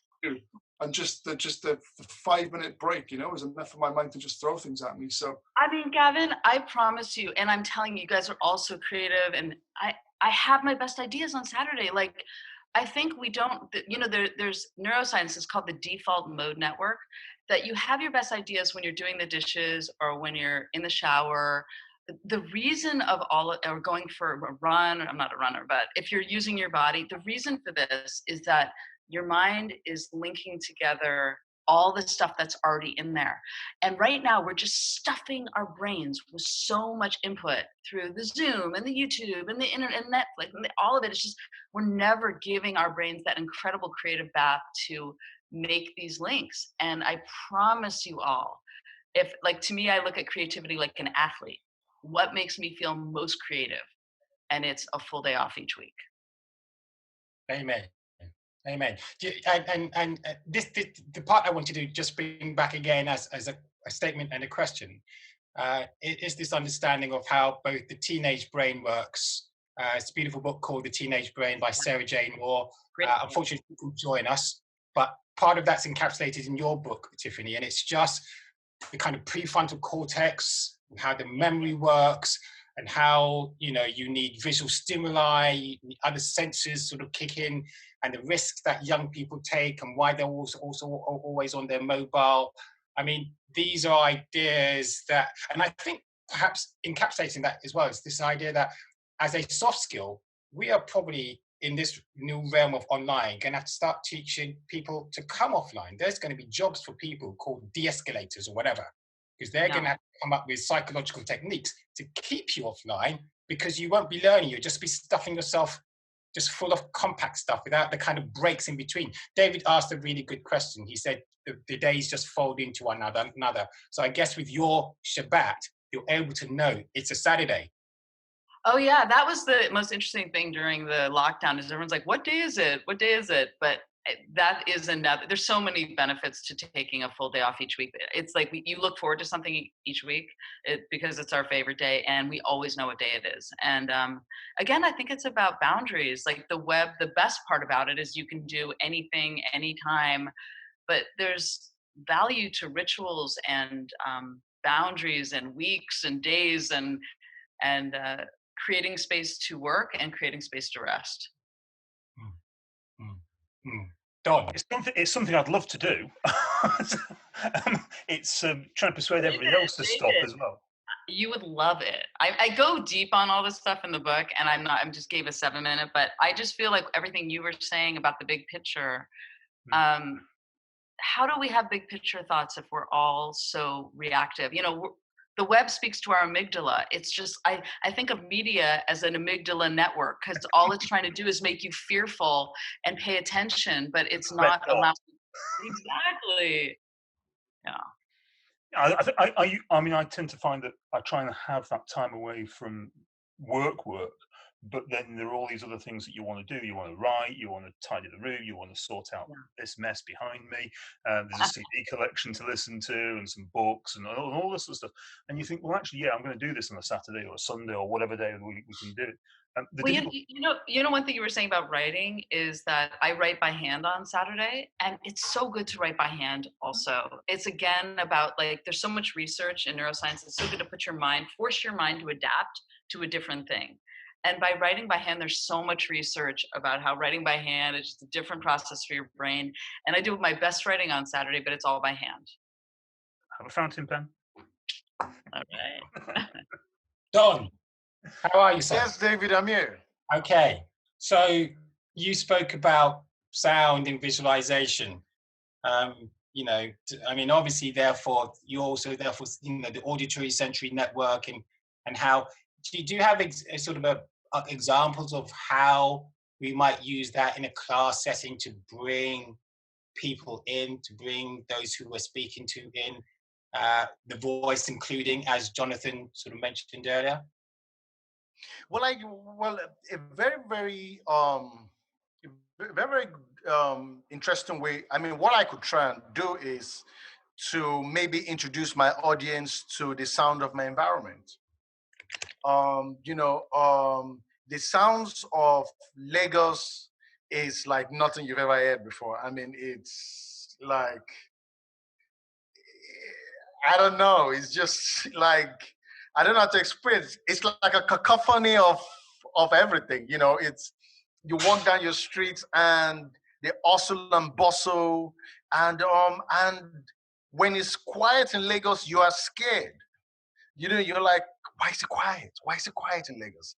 And it's almost that kind of a thing. And I feel like it's about the experience. And the more we can help the audience leave their immediate environment into yours, the more focused you could get them. So whatever you could do with sound that can take the audience away from their living room and immerse them in your world, the more you could utilize their attentions and whatnot. And even if it's running water, nature, sound, music, maybe even play some music from Nigeria that nobody's ever heard before, to like let people understand, you know, the differences and appreciate the uniformity that we have as human beings. I feel that would work very effectively. You know, one thing I wanted to say to Don, I love you bringing up the sound, because my husband Ken is a professor, and he had this great idea. He's like, we need to bring the laugh track back, or like some sound effects. And I think that would, you know, often when you're speaking or teaching and there's no feedback, but I think we need to bring back some sound effects and like drama, like the drum roll, like you're about to give your big landing idea, you get the drum roll effect, you get the big applause, you get the laughter. I don't know, it feels like such a vacuum, because the audio, and you know, I play music, it's so hard to play music with other people online. I can't wait till they get the audio really worked out on the Zoom or on whatever. I mean, something very interesting, and I have a routine, a very strange routine. Every morning between 6 a.m. and 7 a.m., I'm listening to BBC Radio 4. so it's like I'm still living in London, and the power of radio, like as a journalist, like, you know, you just like, there's just radio just has that thing, you know, and the BBC, especially Radio 4, are so good at immersing you in those conversations. And I think there's a lot that we could easily borrow from it. And there's another fantastic podcast, Business Wars, you know, out there, and they put a lot of work into the craft of podcasting. And I think there's a lot one can learn about the possibilities of sound. Fantastic. I'm gonna, sorry, go on, Tiffany. Oh, I just saw Nicole Scott in the chat was talking about Zoom, that you have to see yourself. And I agree with you. Sometimes when I'm having a conversation with someone, I don't want to see myself. It interrupts me talking to you. So just recently, there's 3 dots on your Zoom screen, and I did not know about this. If you go to the 3 dots on your little Zoom and you click on hide self view, you can still be on and not see your own face. And I found that has made, as long as you just check how you look, the lighting, but then you turn off your face and suddenly you're not interrupting the flow of conversation, which I think it makes people too self-conscious. I'm like, oh my God, my neck, what did I do? You know, whatever. It just turns that self-consciousness away. So Nicole, try that. Yes, game changer. I think the barristers like the sound of their own voice too much. So actually having the visual feedback of me talking to me is just sort of feeding into my ego all the time. I also think I'm trying to manipulate the window around the screen so that it's directly under the camera, so that you get that eye contact that you were talking about before, Tiffany, where you're thinking, hold on a second, I want to look at Tiffany, but she's over here on the right hand side, so I'm going to look at Tiffany. Hold on, no, I'm not looking at the camera. So manipulating, when you're teaching with Zoom, manipulating that window so it is as small as possible, so that I find looking at myself, it means that I'm not sort of looking over to my second screen. Or that helps you try to make eye contact. Yeah. That's interesting, because I find it so hard. I'm not making eye contact with any of you. It's driving me crazy. Like, you cannot make eye contact on Zoom. No. And they have to change that, because humans need eye contact. It's like we're kind of connecting with each other, but we're not really, because we can't look into each other's eyes. I think I'm used to judges not listening to me. That's probably the issue.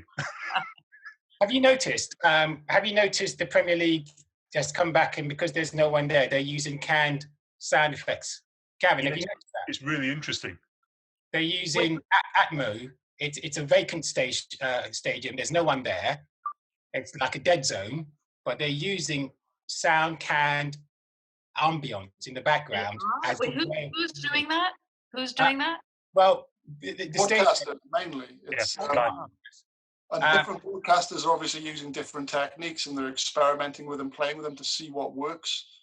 Some are just doing basic surface level murmurs, so that it's almost like you're aware that there are some people there, but it's not too much because it doesn't interfere with the vision of no one being there. And then I watched a game on Sunday, and when someone scored, there was a cheer. I thought, well, how exactly, they're bringing back the canned laugh track. I want to try to connect two dots in my brain. Do we still have Jonathan with us? Because Jonathan was talking about making sure we make an impact on students by stimulating them. And that was something that Don talked about as well, introducing sound to stimulate them. And then we have Tiffany on the other hand, who's talking about finding a way to make sure that we're not overstimulating people. Do we have to take care when we're educating people to not embed that overstimulation in what we teach them? Jonathan, I'm glad you were still there. What if you had your camera off and you had left and you were totally called out? I was waiting for that moment, but no, you're there. Oh, you're on mute. Okay. Linda says she likes the games without the soundtracks. Doesn't like soundtracks in there. Okay. Couple of more questions, then we can wrap up, because I think this is like one of those natural movies where you can tell that we're coming to the end because it just feels like it's coming to the end. Wait, but what was Jonathan going to say? Because he really was there. Jonathan, you're on mute. We can't hear you. Jonathan. Can you hear me? Yeah, yes, now we can. Yeah, no, it's 35 degrees. I had my fan on, and so I had to let me turn off the AC. No, this has been amazing. You've all made some really good points, and I like the whole chicken voice thing. It made me think of Cypress Hill, right? So no, that's a fair point. And I love your idea about Shabbat. I mean, what I can say, I can send you video clips of the Premier League football, but that has been really interesting. And I think it's interesting because players realize how attuned they are to the hype, that kind of noise. So when you talk about getting into that creative groove, like background noise is also important for the players. And so they have used different techniques. Like, I'm a Manchester United fan, so yesterday I could see that, it wasn't just that they scored a goal. There were chants from the crowd of that particular team that related. And if you had home advantage, then you got more cheers than the visiting team. And they had Zoom video footage of all the fans around the world that I think they paid a premium or something, that they could see their faces at different moments. So, I think that was a reminder to us that we're in that position where how we kind of blend online with reality. It's not about completely reinventing what goes on, but being honest about those props and tools that we have and how we can make best use of them. And it's not just gimmicks. And so, yeah, I take your point about how, I really started to learn about sitcoms when it comes to online education, because I did actually insert canned laughter, groans, applause. You did? Yeah, my kids thought it was a bit cheesy at first, but then when I showed them, I beta tested it, like option A and B, they're like, no, the cheers are good. Because you kind of have to punctuate things like that. Otherwise, it's completely flat. And I think academics have misunderstood, or that they just haven't thought about how much of those skills that journalists have learned, filmmakers have learned, sitcoms, and what people do naturally. So it's how do we get academics to kind of think that way? You know, one thing I wanted to see if any of you knew, because I use Zoom in this format because I like, and a lot of people have their cameras off. I usually require people have their cameras on because I want to see them because I need that energy. But the thing that I hate about Zoom is you can only spotlight one person. So my dream setup, and if anyone knows it, is that you could spotlight 2 to 3 people on the top, and then on the bottom we could have all the people really small, all the faces. So it would recreate a theater setting, or a, you know, because right now if David spotlighted, it would just be me, but you can never spotlight several people, and then I'd lose seeing all of you. And does anyone know of a technology that does that, a platform? Microsoft Teams is a bit better, that you can have about 9 faces or something at the same time. But I get what, you know, Barry. I also want to see all the people. That's the thing, is that's what you know, in the webinar format, why I hate it so much when I've done webinar talks is you don't see any of the people there, so it feels super flat. But it's like, if there could be, I'll check out it's called Microsoft, what is it called? Teams. Oksana says to Coco, Sierra Oscar Charlie Oscar Charlie Oscar. So Coco. Roger, IC3 male. Yes. That's Sakoko. I just want to say Sakoko. I think no one's figured that out, though. The featuring people and seeing the crowd, that would create the vibe we need. Yeah, I mean, perhaps we've thought about how maybe, you know, with COVID, if we've got to do distance learning, that doesn't stop people going into, say, lecture theatres. If we could set a lecture theatre up in such a way that could happen, that could be quite cool. Yeah, I'm game. Let's try to do it. And Gavin made a good point about, like, you know, Skype's a dead thing, bruv. It's like, can you imagine the heads rolling? When they're like, what happened to Skype? Like, it just went away. Well, in a year's time, it won't be Zoom anymore. It'll be a completely new company. Yeah. You know, so there'll be fun. The latest read is that a lot of people are envious of Zoom taking the head start, the kind of, you know, first you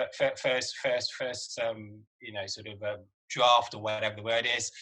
And so there are a lot of people working behind the scenes, and if we can come up with something better, maybe we'll use this platform when we do our blogs to actually reach out to, you know, the word, and just say to people, look, develop something new, help us. These are some of our findings on this forum, and so on and so forth. I'm going to give to Gavin again, and then just start to look at how we just kind of run up and then basically close in a really, really nice naturalistic way. So Gavin, do you have any thoughts there before? No, there's nothing really that I wanted to kind of add, and I'm looking for questions in our comment box. We have a lot of thanks. We have a lot of people really being very happy and grateful to join this, and I second that. David, I think you've done a fantastic job in assembling the volume, quality, and disparate number of people here in different countries doing different things. This has been a really enjoyable event. So that's my 2 cents to end. I think it's co-creating, because everyone that's here has given their time, and they're creating, and the audience that have turned up are also creating as well. And in a funny way, that is a metaphor for what we could do in the classroom. So if we can end that as a point, I think that's rather poignant, that what we're doing. Let's do a big round of applause for David and Gavin. All right. Yes, Gavin. Take your sound off. Take your sound off. Whoa. Yeah. Oh, no, hang on. And JT. And